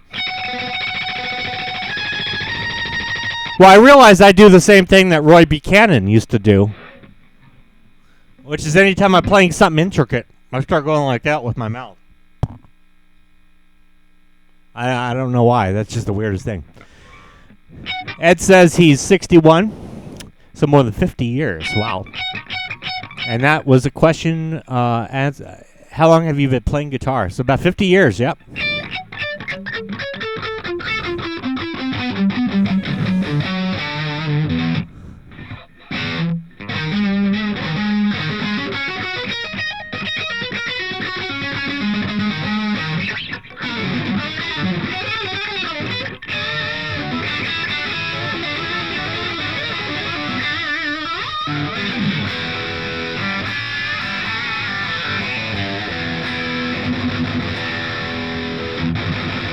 Act like everything smells bad. Yes. Yes. And especially when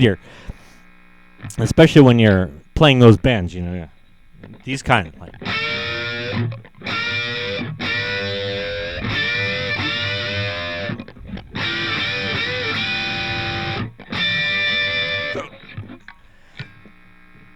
Geez, Ed, I'm a beginner still going on 35 years. Should have had more than 5 lessons. I'm actually the worst guitar player that I was 10 years ago. I know how it is. I'm the same way. I just tried to make awkward eye contact. That's a good idea. So especially when you're speed picking.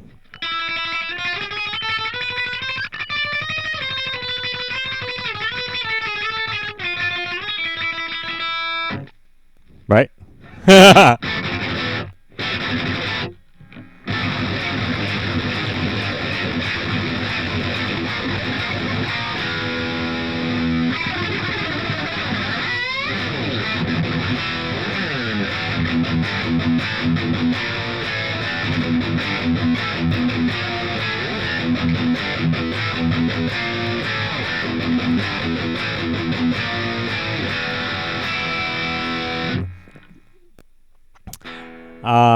Let's see. Perfect. I wanted to be a famous singer. You see how that worked out? Well, yes, Ed. You were famous amongst all the cool kids on YouTube. So it has worked out very well. As a singer and a guitar player. So Guitar View is good for us playing at home. See your fret positions. That's great. I'm glad. Who has their guitars up right now? Thrash, I took about a 10-year break for playing the last 5 to get back to where I was basically in high school. Hear ya. Jack the Rabbit, Guitar Music Science, what are you using to mute the strings? Pass the nut. That's a very good question. And we were talking about that on Friday, actually.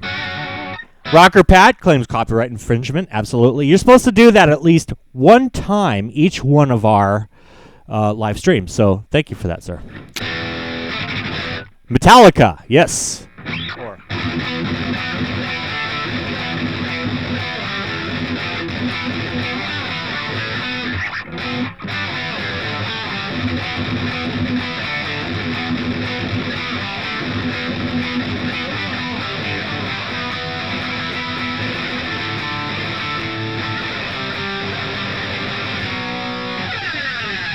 We'll give it to Ed.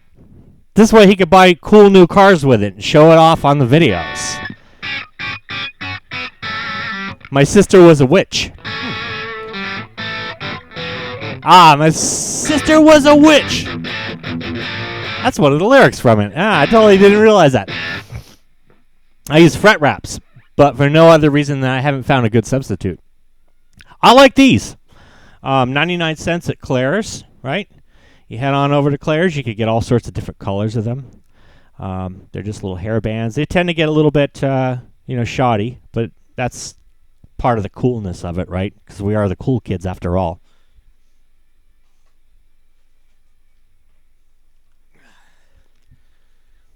That's actually a good experiment right there to read through the lyrics. Because I don't really know the lyrics of much of anything, but yeah. See, I get these little hair bands here. These ones kind of meld with the maple And then I got the blue ones for the Ibanez. But sometimes I like to throw on other colors that kind of clash with it, you know what I mean, to make it look more rebellious. But these things are great. The reason being is I stick 4 of them on there, and then I just spread them out. And by spreading them out, you get pretty darn good coverage in terms of muting, right? I mean, that's pretty good. That's kind of like the person who came up and stuck their hand in your guitar and said, "Hey, stop playing," right? That's kind of where I got the inspiration from. It's like, imagine if somebody were always with their hand on their guitar telling me to stop playing, how good of a mute they would actually make. Have you tried a smelly old sock for a string mute? Yes, Ed, I have. Smelly old socks always make the best string mutes. So anytime I'm recording, I break out the smelliest, oldest sock I possibly can. It actually works out pretty well. But yeah, this way when you're playing against something, let's see, I guess I'll probably need a groove to play against. Give me one sec.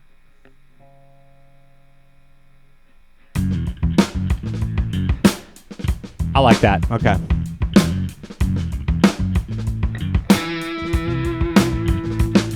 And I want to play single note lines, but I want to play them in funk. Then by having the mutes down here, I don't have to worry so much about what goes on with the left hand.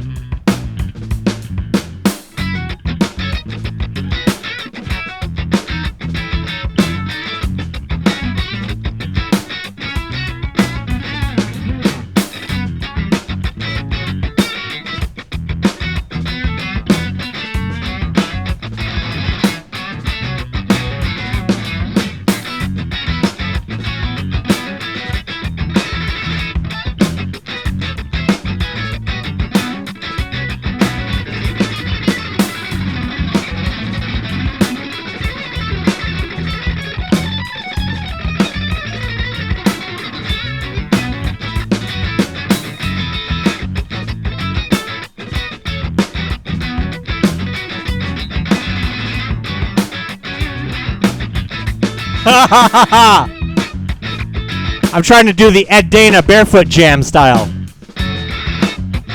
I have some extensive research when they came out to market. I'll watch that because maybe I missed something.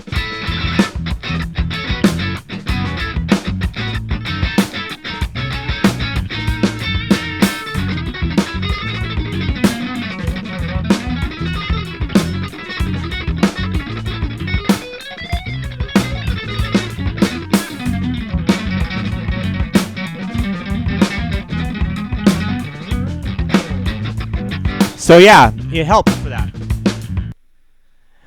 It's good for tapping as well. I don't really do that complex tapping stuff, so I don't really need it for that. But when I want to like sort of cheat and play single note funk lines and have a little bit more intricacy to them at the same time, then it's pretty good for that. I posted our our band playing in the attic. Thrash has such a wealth of videos up into a boombox. Oh yeah.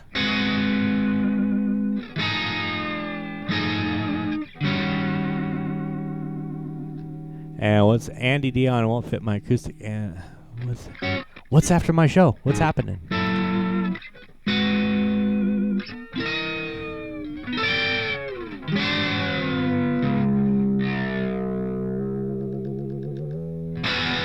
Yeah, so I'm running through this. I got a bit of pseudo stereo happening.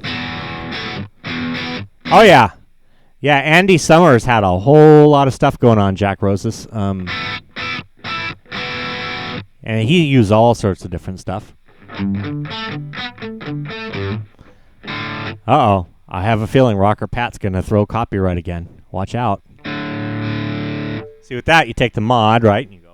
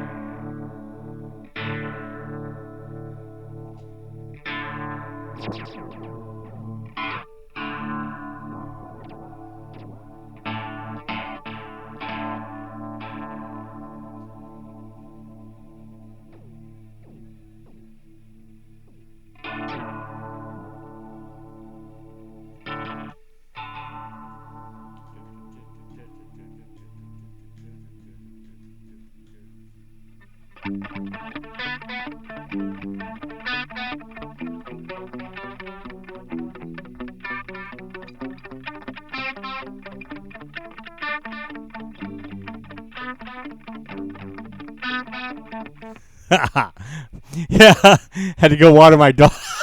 Yeah, that's code for that. Then there's also I got to drop the kids off at the pool, but that's code for something else.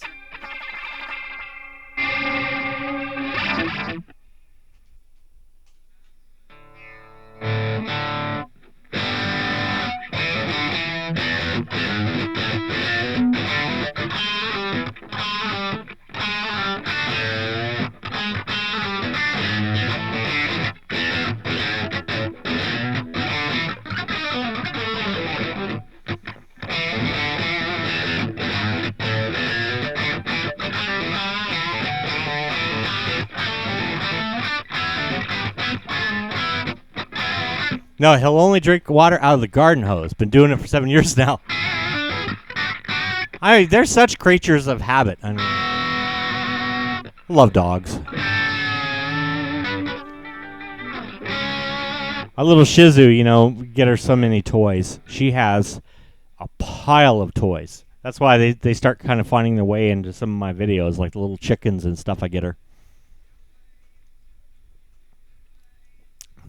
Andy Summers could write some great guitar parts, absolutely. He sort of took the place of a keyboardist, essentially.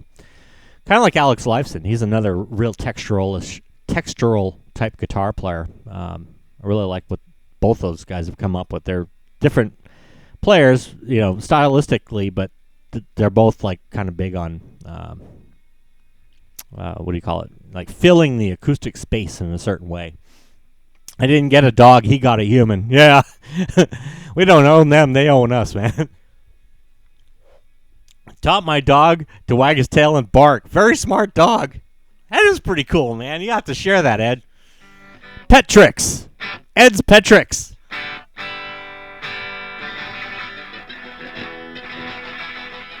Yeah, we did some, weird stuff. Weird stuff is fun.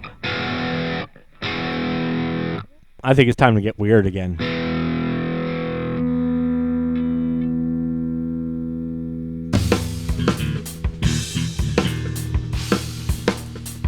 Oh my goodness, what is that? I laid that bass.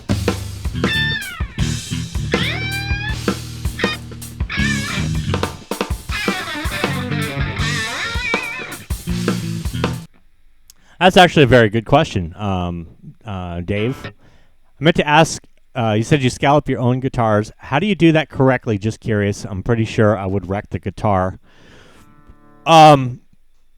Yeah. Hang on. Let's see, I use this. Let's see.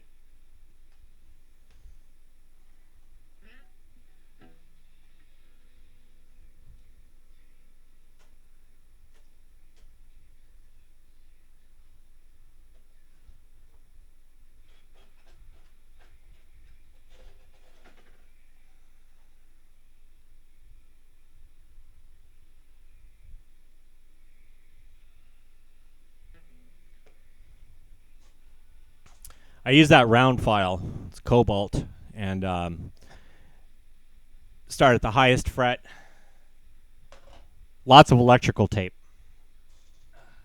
Just set that there for now. So basically, what it'll do is, like say if we have two adjacent frets, so that's easy, obviously, but the two adjacent frets, I'll put 2 layers of electrical tape on each one. And then just go right in the center. But what you want to do is see where those inlays are, the dots. What I'll do is I'll put painter's tape up to those dots. So I'll know, okay, scallop right down just to the painter's tape. And go through with that round file. Go on to the next fret. It gets a little harder as you go down to these frets, obviously, because then you're starting in the middle and you got to work your way out. Kind of like making a canoe or something. Like you see on those old nature shows, how they would make canoes out in the bush, you know, where they're just kind of going like that back and forth, and you sort of do the same thing. But the main thing is to cover the actual fret wire with 2 layers of electrical tape each time. And then between doing that and not going way too low down to where that inlay dot would be, like you just want to pretty much hover right over the top of the inlay dot, then you're in good shape.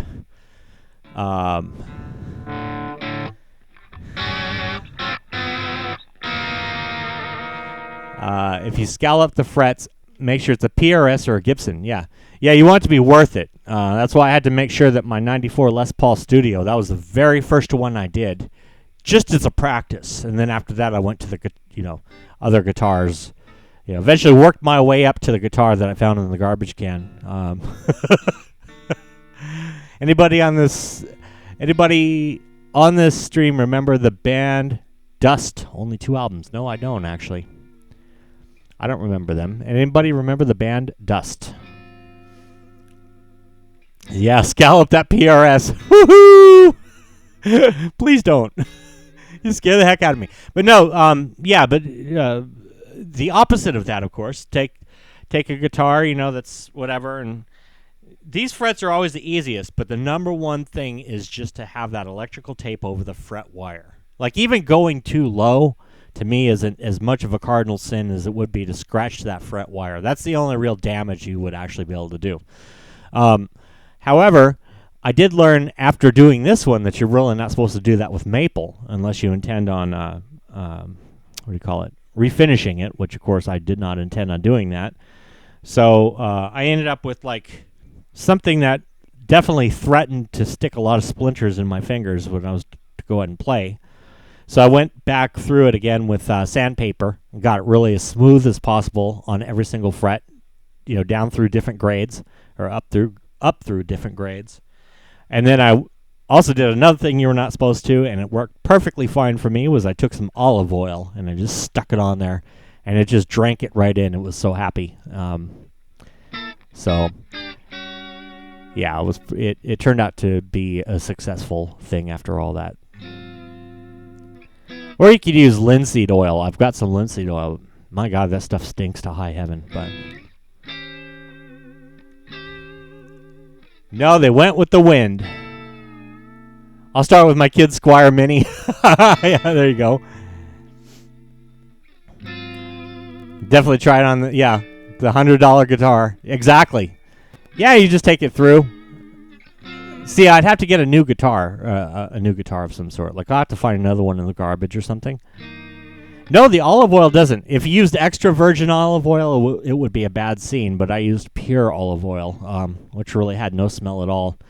But then after, then I did my Google searches. They're like, oh, don't ever put olive oil in it. It'll rot and blah, blah, blah. It never did. It was fine. I just used pure. But you could use linseed oil. I know pure linseed oil is supposed to be number one for it, but my God, that stunk. That stuff stinks, but it does a great job. So now my guitars stink really bad, but they play well. So because I use linseed oil and everything. Maybe cutting oil, yeah. I'm not sure how that would kind of smell more like kind of mechanical smell, like WD-40ish type thing. WD-40 smells great, so. But of course I wouldn't use WD-40, but sulfurous, yes, yeah. That seems to be kind of how the linseed oil smells as well. Just smells to high heaven. Engine oil. Yeah, there you go. And it'll smell great. Got to go chat with my roomie, BRB.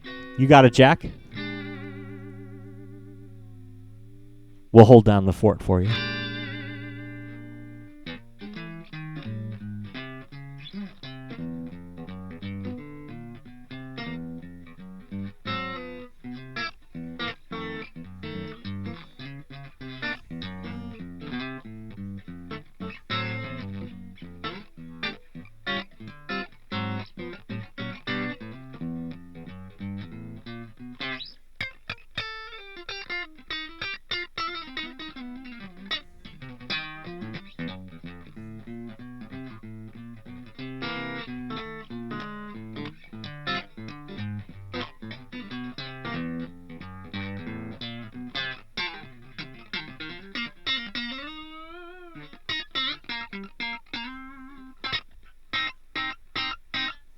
Bacon fat. That would smell really good. True oil. Heck yeah. Maybe even some of that stuff that they were sponsoring on the Friday stream. What the anecdote? They're actually the antidote they're offering Maybe that would work too. Who knows? Don't do it to your Jackson V. No. Would true oil work? True oil. True oil. Yeah. See. Or maybe 3-in-1 oil. 3-in-1 oil would probably work pretty well, maybe. I don't know, though. It might be very slick. You know what I mean? That's all right, though. I like a good slick fretboard, so.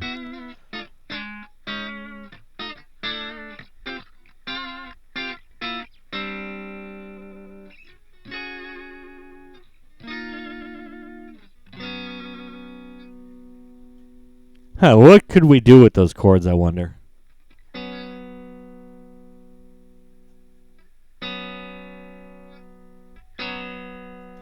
You know, it was also on this live feed. Oh, that's right. I know of another science experiment we can do. I haven't shown you guys some of these other ones that I happen to have had. I'm running out of space to put guitars. That's a great problem to have.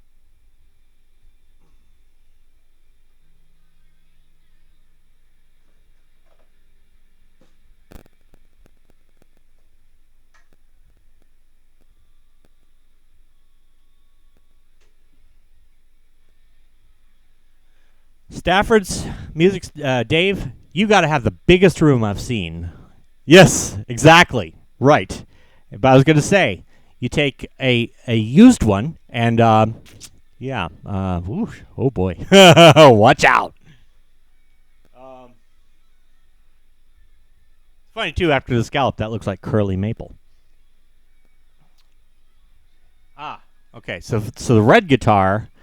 I believe it was Ed and Dan on 36 Solo who helped me fix that one. But now we need to do the same prepare to repair with the other guitar. And I just scored some black duct tape. Prepare to repair.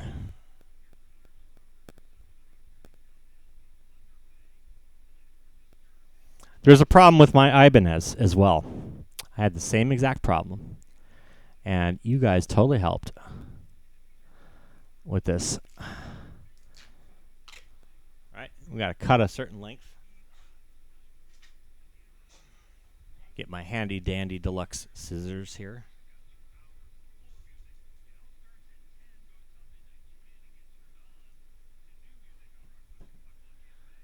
That, folks, that serves more than just for a mustache. This will actually fix the guitar too. Oh, but of course, ha ha ha! Very organized I am. 1 second.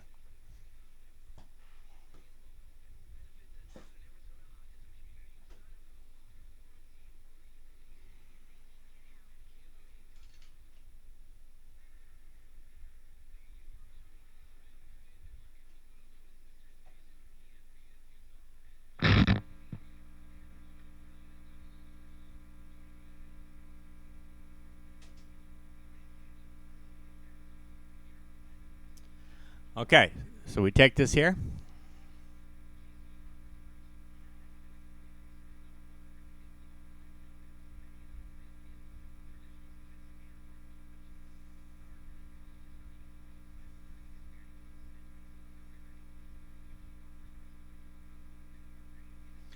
Voila! String slipping into the coils of the pickup problem solved just by putting a little duct tape there.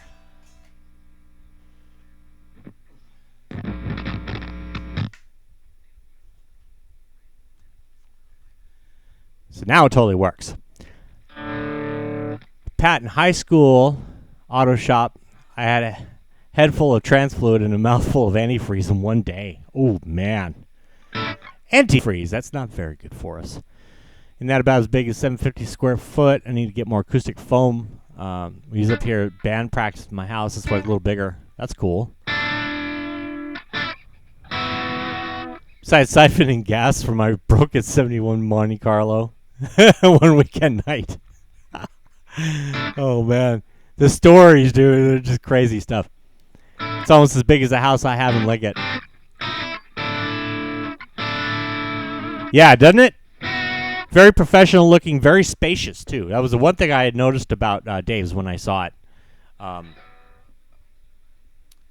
Was like, wow, he's got space, man. That's pretty cool. So when you did that like on stage immigrant song, I mean, that was like you were on stage, dude. That was pretty damn cool.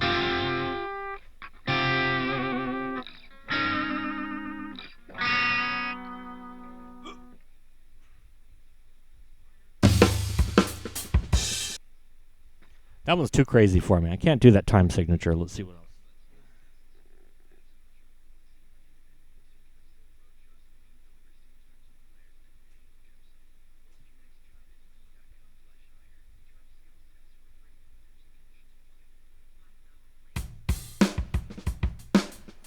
Ah, there we go.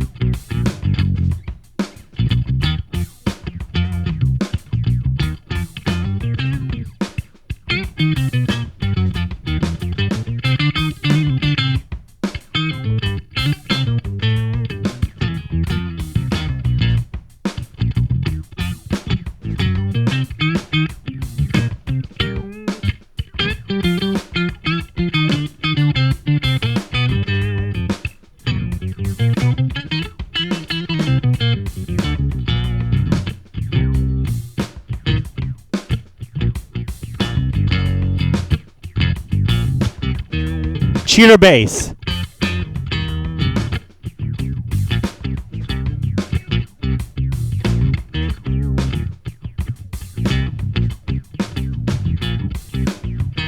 Fearless Flyers, man, they're cool.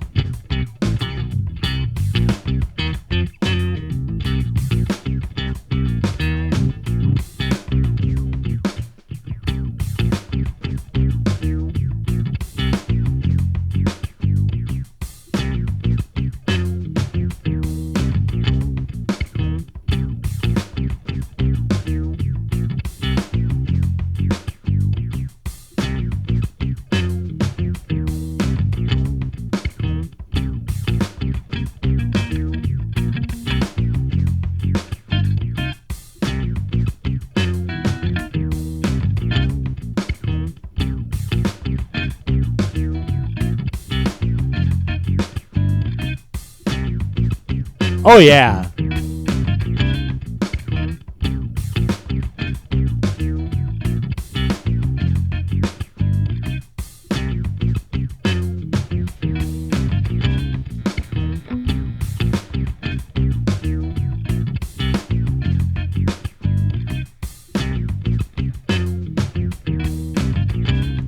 Little wispy picking in the background.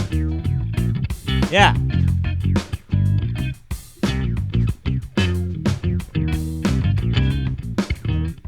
One toe. Yeah.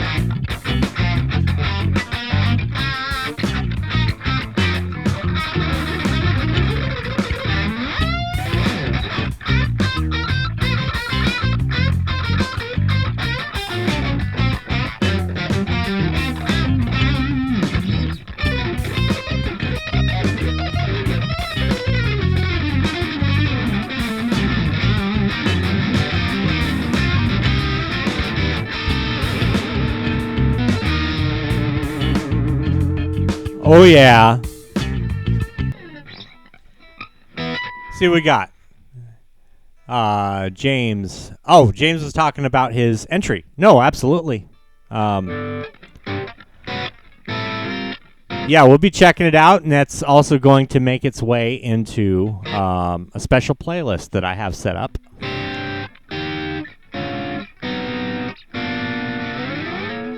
In terms of YouTube, yes, YouTube is definitely a lot harder than a lot of them.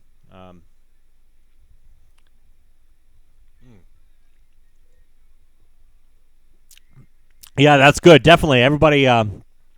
James is a new face on our scene, so absolutely send some subs his way, and be looking forward to hearing much more from you, man. It's good playing from what I've heard so far, and so I look forward to hearing what you did over the blues track. Might have that around. Hey, thank you, Jack. I'm glad you enjoyed that.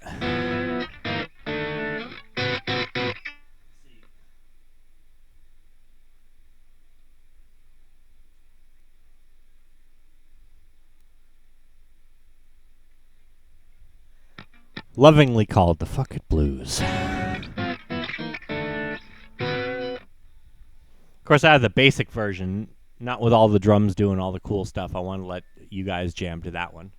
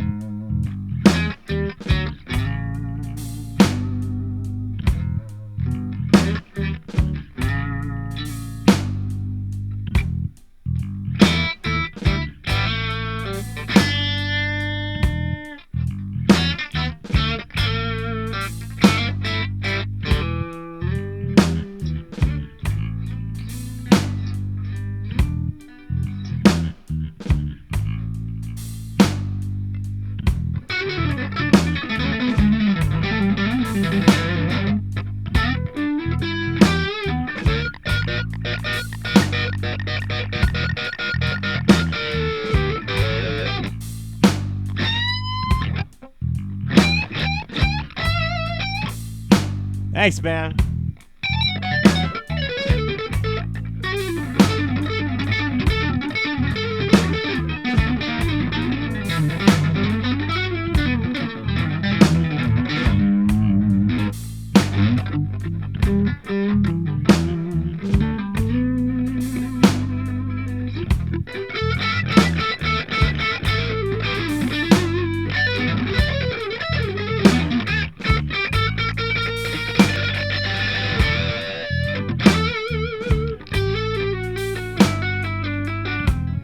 I like what you did with that vocoder, man. That was crazy.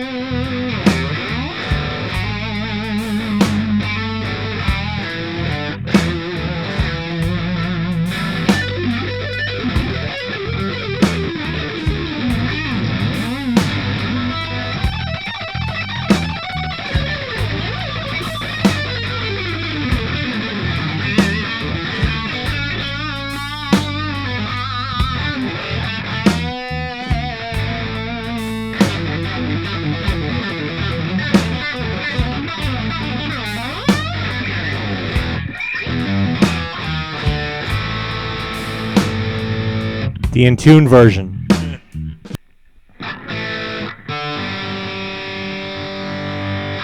So, yeah, I'm going to talk about that a little bit. So far the entries I've managed to be able to see, Andy Dion got on there. He kicked out some slide acoustic, and he utilized his vocoder, which was really, really cool. That was pretty neat.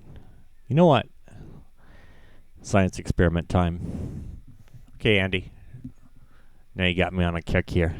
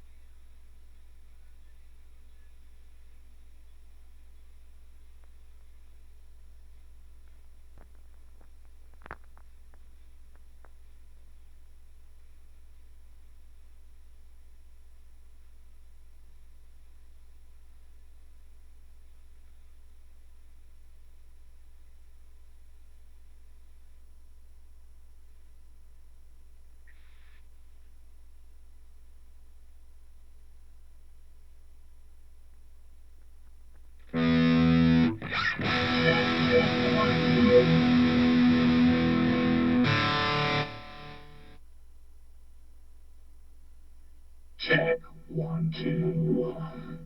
Hey there. Now we have vocoder. Yeah, let's hear that and see. Obviously, I can't do this as well as Andy does it, but that's okay. You know what I'm saying? Because this is my guitar is now my voice.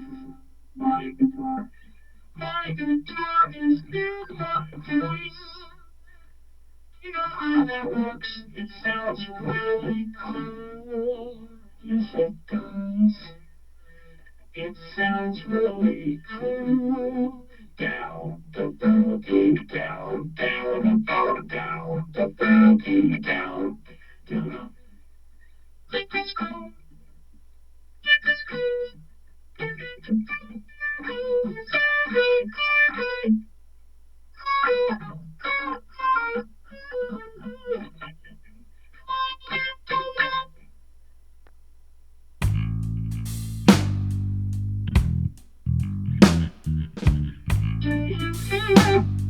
Do you feel like I do? Hey, good guys are cool. Good guys are cool. Yes, they are. Now those fellas supposed to be instrumental, but now it's not. Do you feel like I do? Now I'm singing this riff. Yes, I am. I'm singing this riff. Yes, I am. I'm singing this riff. Now I'm harmonizing. Yes, I am harmonizing it. Yes, I'm harmonizing it. Yes, I'm harmonizing.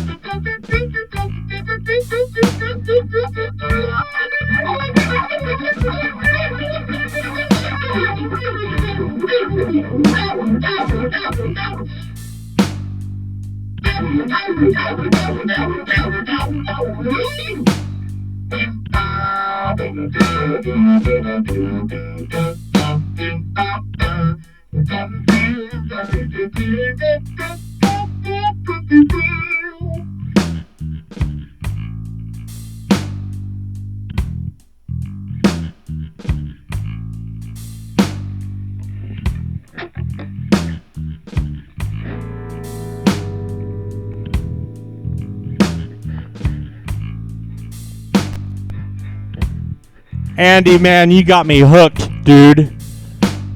Oh, man. Thank you, sir. One day, I'll be able to wield a vocoder like you, but I'm going to have to do a lot of homework to get even close. You are now my vocoder idol.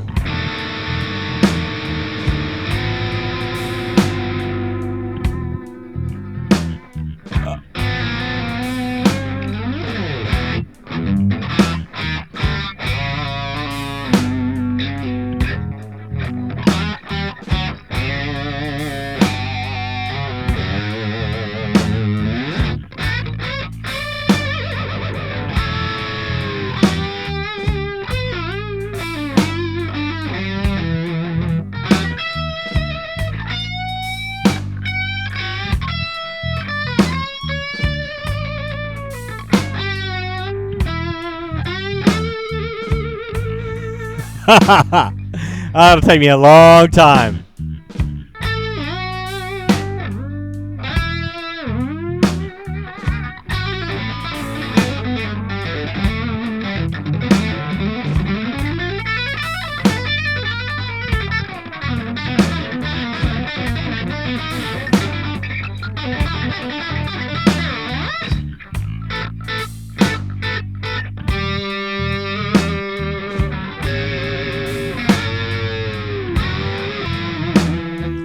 So yeah, the entries on this one so far have been pretty darn awesome. So yeah, it's on my and of course the latest one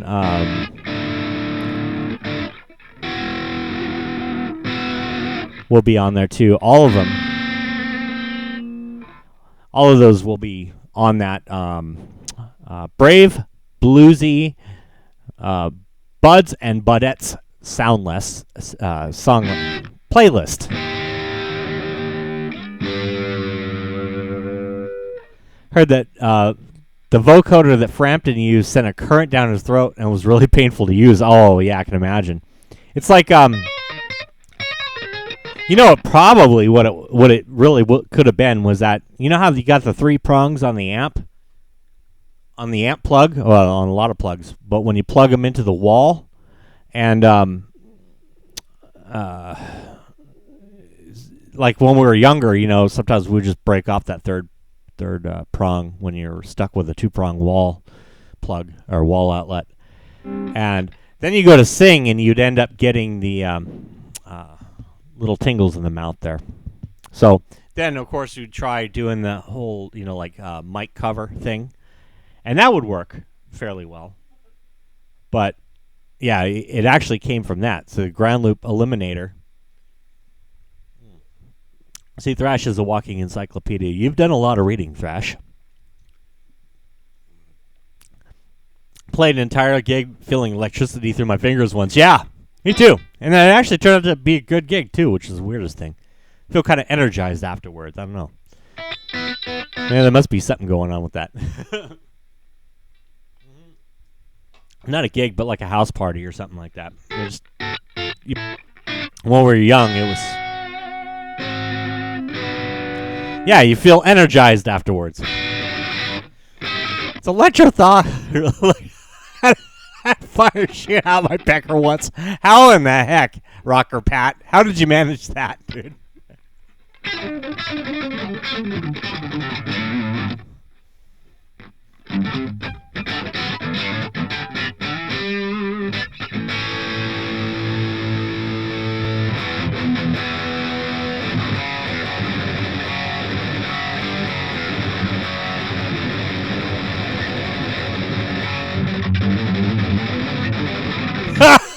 That's not where bottle rockets go.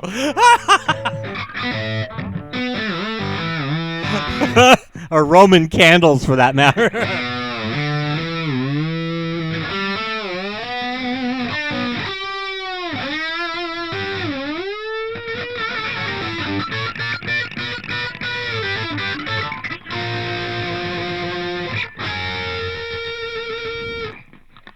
Ed got a blue spark of the mic once to my tongue. Couldn't talk for like 5 minutes. Oh, yeah, man. That's painful stuff, dude. Yeah, Andy says. Send out the box, man.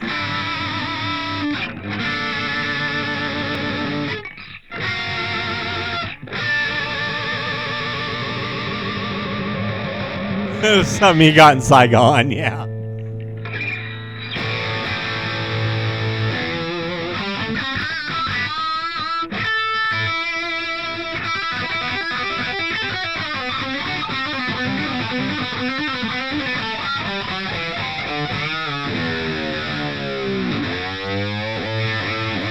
Ha ha ha!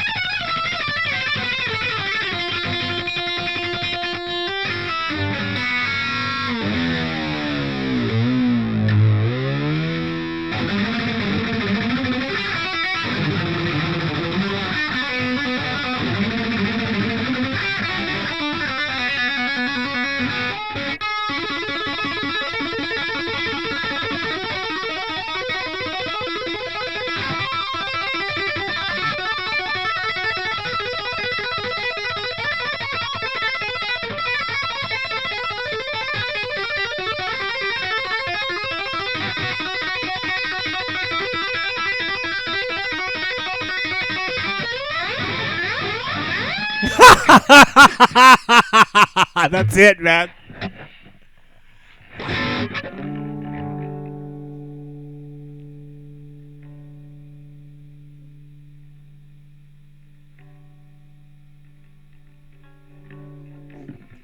Rocker Pat says, S10 pick I was working on, I had a coil wire shorting, and my dumbass reached over to move it. My pecker was laying next to the rivet on my jeans, and it was next to a piece of trim, and that became ...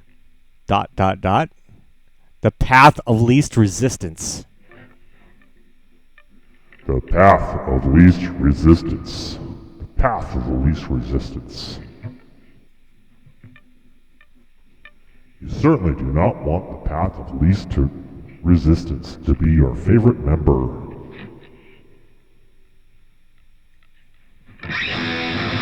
Haha, Eddie Van Halen. Yeah, Joe, that's right. He knows his Van Halen. I forgot you were on here, or I wouldn't have done that. Said, man, Joe would be like, dude, no, man, that's not the right way to play it. I didn't play it right. But then again, Eddie never did it the same way either, so.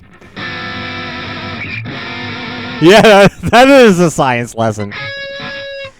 I started to work that out from YouTube videos, but I just didn't have the patience to learn it. Yeah, it's one of those type things. I mean, I learned it when I was kind of like really young and just tried to get right through it. And then yeah, Andy Dion, you're right. I tend to rush through that one myself. But it's yeah. This way, if I play it fast enough, people won't notice the wrong notes that are in it. Hot for Teacher, yep. Yeah, it's one of those type things that has to be in muscle memory of sorts, you know.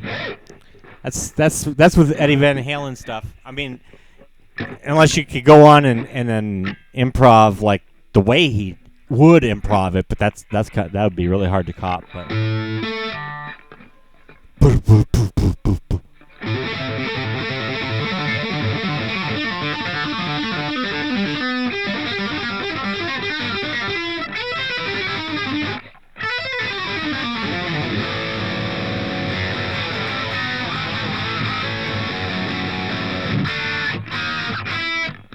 Oh, that's it. Ah, darn it. I can't do it.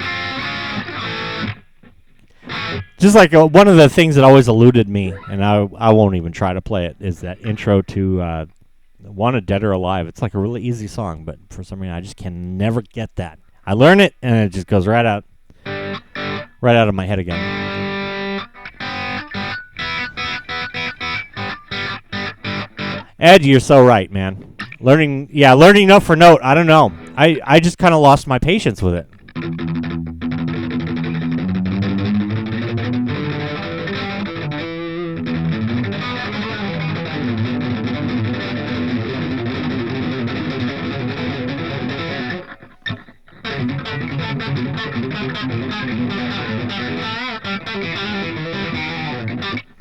Does the scallop neck make any difference when tapping? In some ways, it could actually make it kind of, I want to say, almost harder sometimes because it's almost like your target is moving a little more when you're tapping. But also at the same time, you don't have to push as hard on the string necessarily to get your notes sounding. So there's a benefit and there's pros and cons to it, I guess.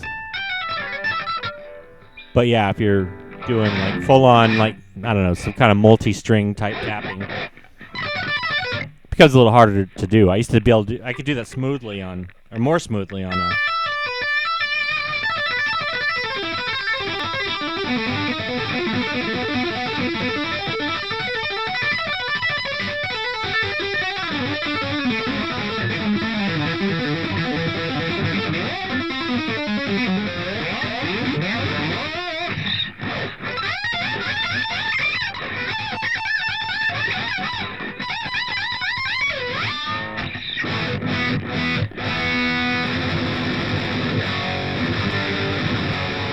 I can never play stuff note for note. Yeah, I hear you, Joe. I'm the same way.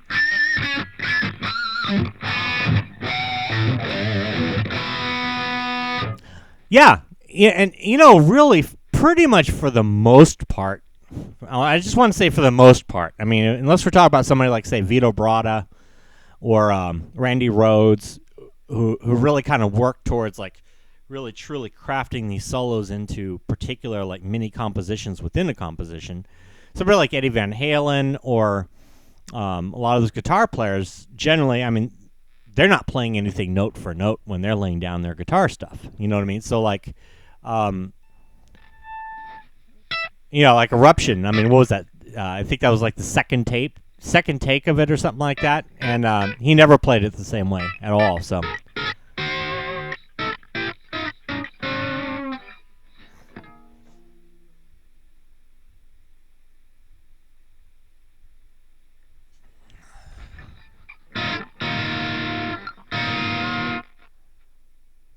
See, Rocker Pat, you and I became friends after I had done the You Don't Suck video. So I must refer you back to that. You must go watch my Congratulations, You Don't Suck. Because no, you don't suck. And that's part of it. If you put on a great show, congratulations, you don't suck. Let's see. You go out and play live, no one cares if it's note for note. I've been crushed on stage by crappy personality, crappy guitar players that had personality.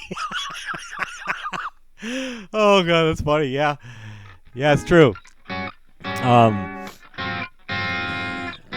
Geez, man, sounds. Oh, the tapping, man, that's cool. Glad you dug it. I was learning a tune from a guitar player on YouTube and got 99% down, but for the 3 fast notes, and I really don't want to fake it, but it's a cool tune. That's cool. Which tune? Which tune is it? Ed, I suck, but put on a hell of a show. Yep. Congratulations, you don't suck. I've been working on Chuck Berry. Yeah, one lick fits all. Chuck Berry, man. Yeah, he's got that certain type of sound. I tried a slight Chuck Berry impersonation over one of Ed and Linda's jams, along with impersonating a whole bunch of other people are trying to. Jimmy Page, he could sort of mimic his violin bow.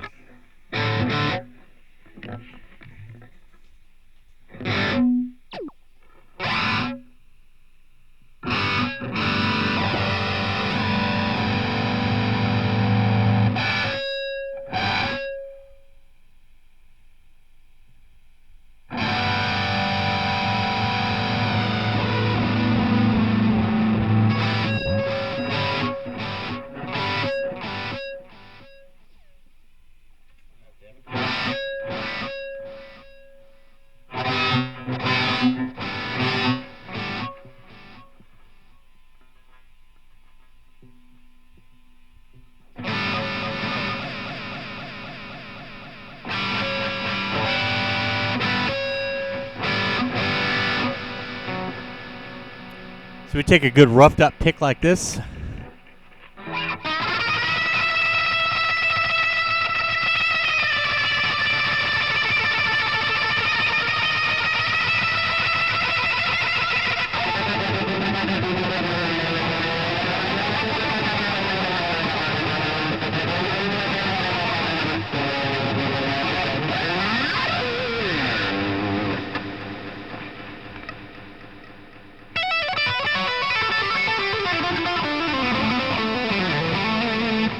Lead guitar player. Oh, scroll moved too fast.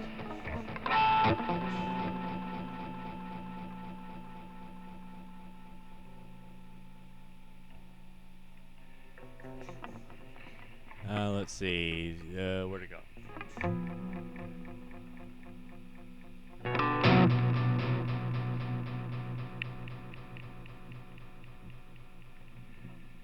Oh, that sounds like it.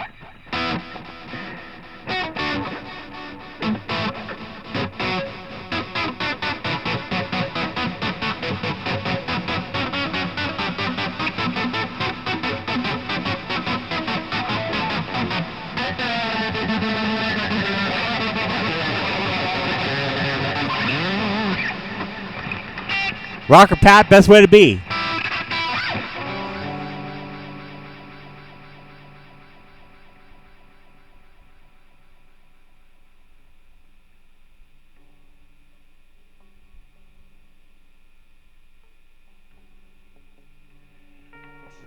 Yeah, surf is cool. For that, you need a little slap back, right?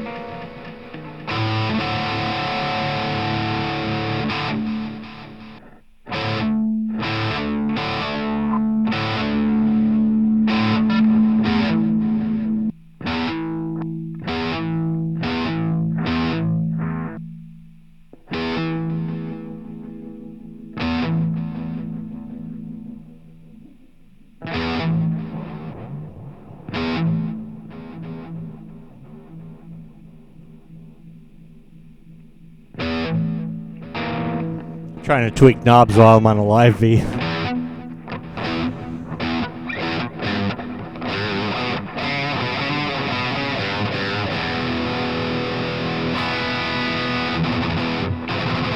Mitch Haman, what's happening, bro?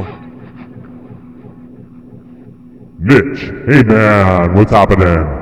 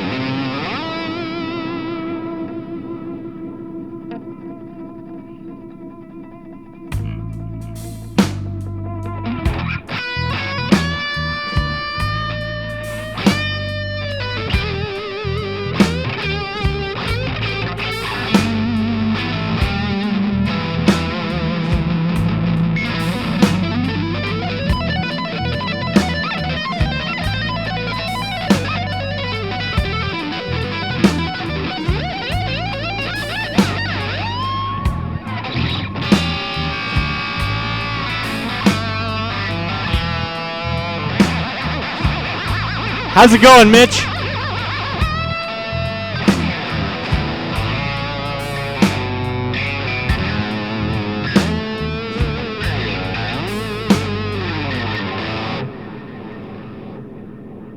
Playing with delay.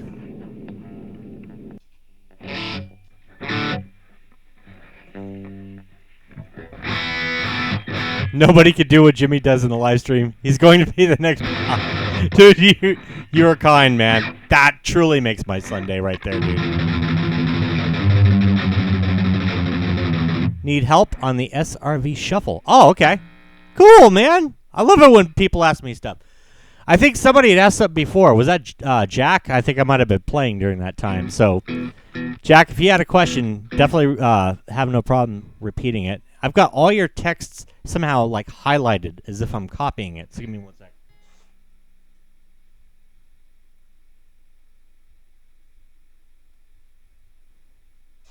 There we go. I can read the stuff better now.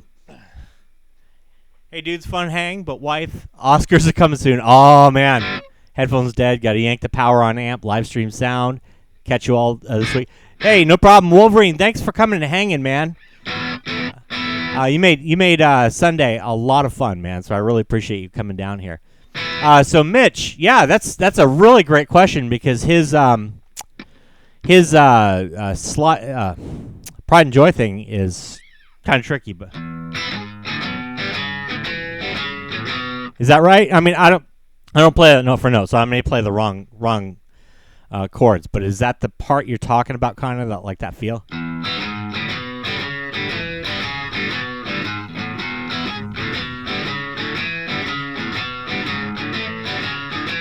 Okay, cool.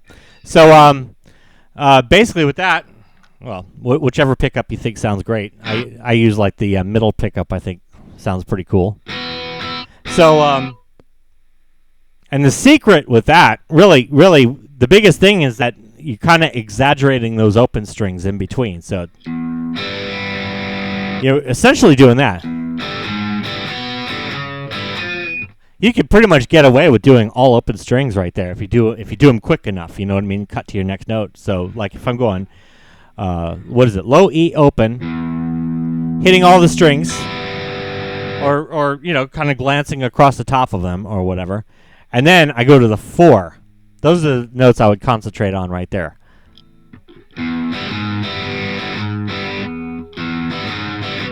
Now it seems easy. You seem to cut off the notes more once you go over to the 2 of the A string. So between all of it.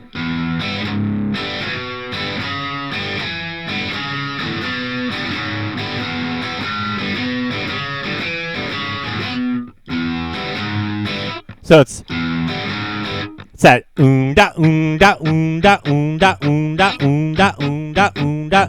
So low E, and then the 2 high.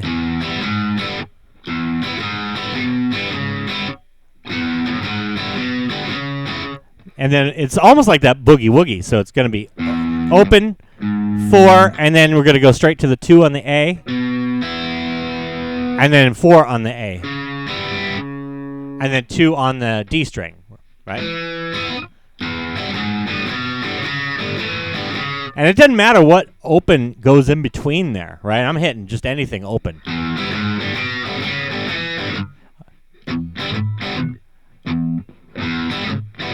If I palm mute it, then it sounds really odd for me.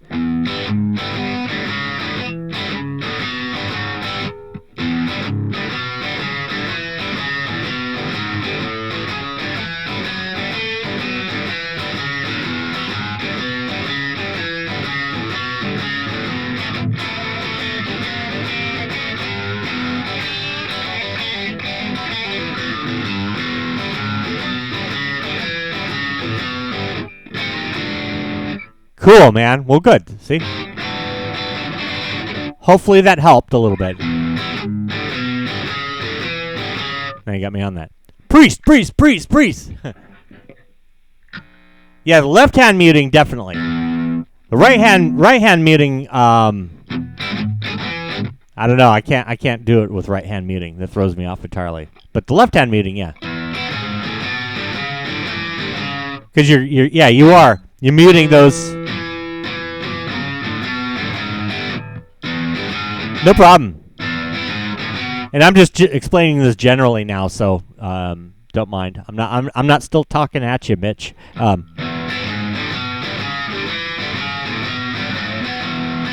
that left hand muting. So yeah, I'm hitting all 6 strings, but I'm only having the 4th fret sound on the low E.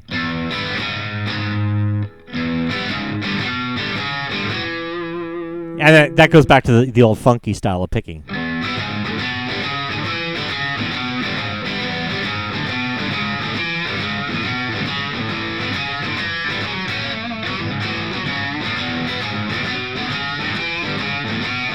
And anybody out there who's like, working on techniques or whatever, I have to say that probably the number one technique that you could gain the most mileage from. Oh, no problem, Mitch. Number one technique that anybody can use to really free themselves up. It's the ability to be able to hit all 6 strings but have only one note sound. Anywhere on any string. 5-minute warning. 5-minute warning, ladies and gentlemen.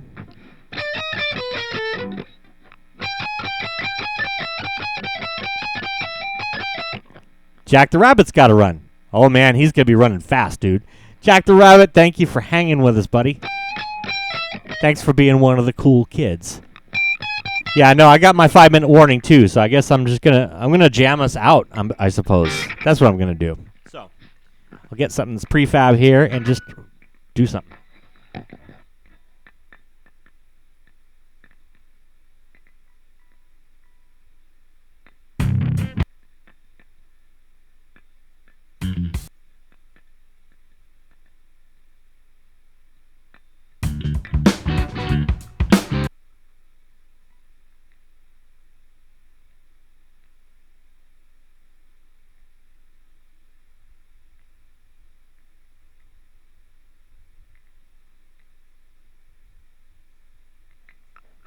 Ah, yes. Yes, so everybody have a rockin' week, and I'll jam this one out. This is on one of my little videos I've done before, so let's have fun.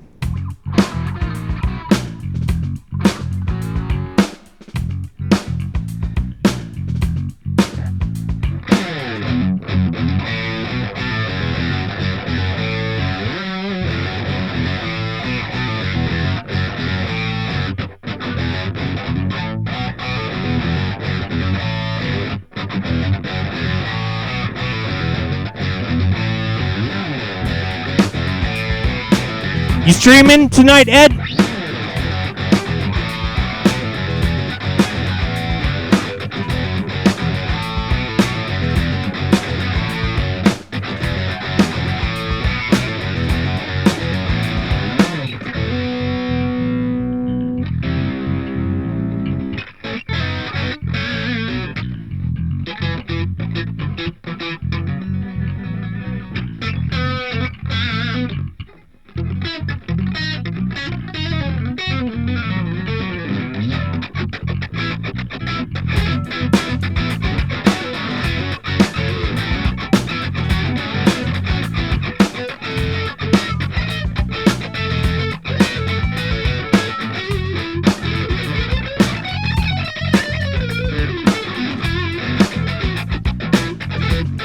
Very cool.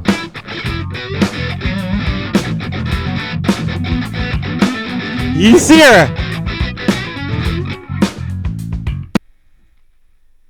Come here, Bill. Everybody say hi to Bill. This is Bill the dog. Hi, Bill. Look, Bill has a little toy. Okay, I'm supposed to play us out. So let me keep on playing us out. Bill, you keep busy with that.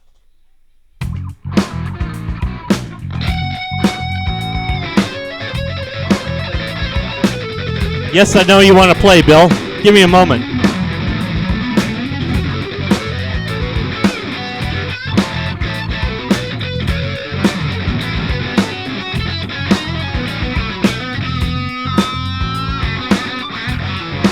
Bill has heard these licks over and over again.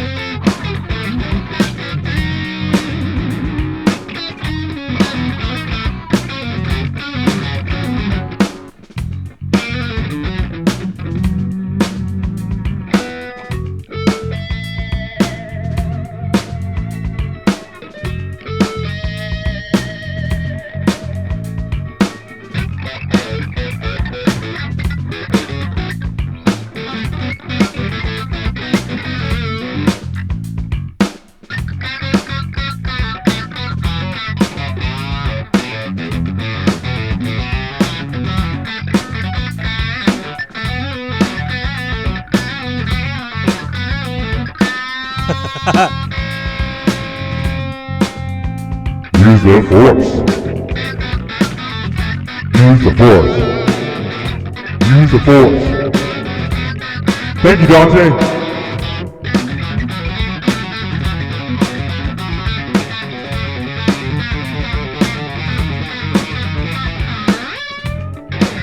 You did good too, Andy.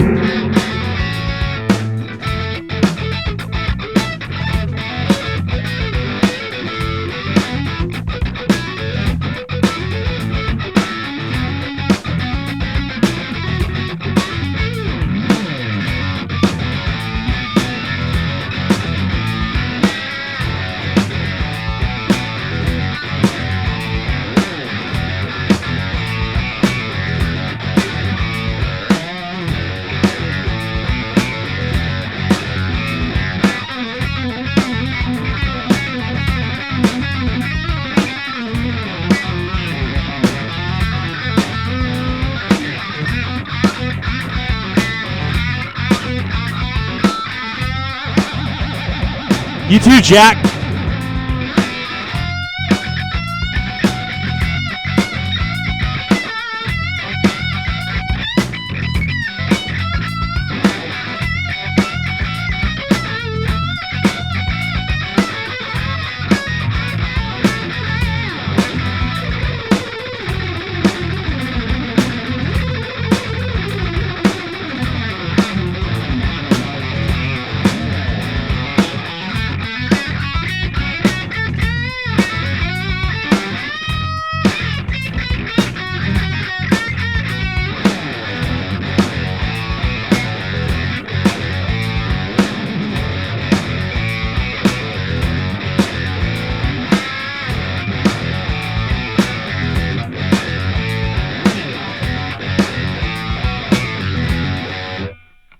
All right. Man, you guys have an awesome week. Yes, you guitar nuts are really great. You guys make me look forward to doing this stream every single time. So, yeah, it's good hanging. Thrash, great Vanzini. Awesome to see you. Jack Roses, Rocker Pat. Joe Wentz was out here. Dave, Stafford's Music, was out here. Oh, my God. Andy Dion. Check out his version. He's got that talk box going. 9.0 is freaking awesome. Little Frankenstein. Absolutely. Ed Dana, my man. Hoping to throw down some of you guys' jams eventually, too. And I'm looking forward to everybody's entries to the blues comp. Definitely come on in. Throw down some lead, you know. If you're not into lead or not feeling it, throw down some chords, man. It's okay. We've done it. Everybody blew minds no matter what. So throw down on that competition. Looking forward to the entries. I know there's a brand new one I'm going to have to check out, so I'm going to see that, and that'll go in the set list. And, yeah, man. All monsters here. You guys have yourselves an awesome week. Rock on. And I will see you next time. And back to breaking the law. The Rush version. All right, guys. Have an awesome week. Catch you later.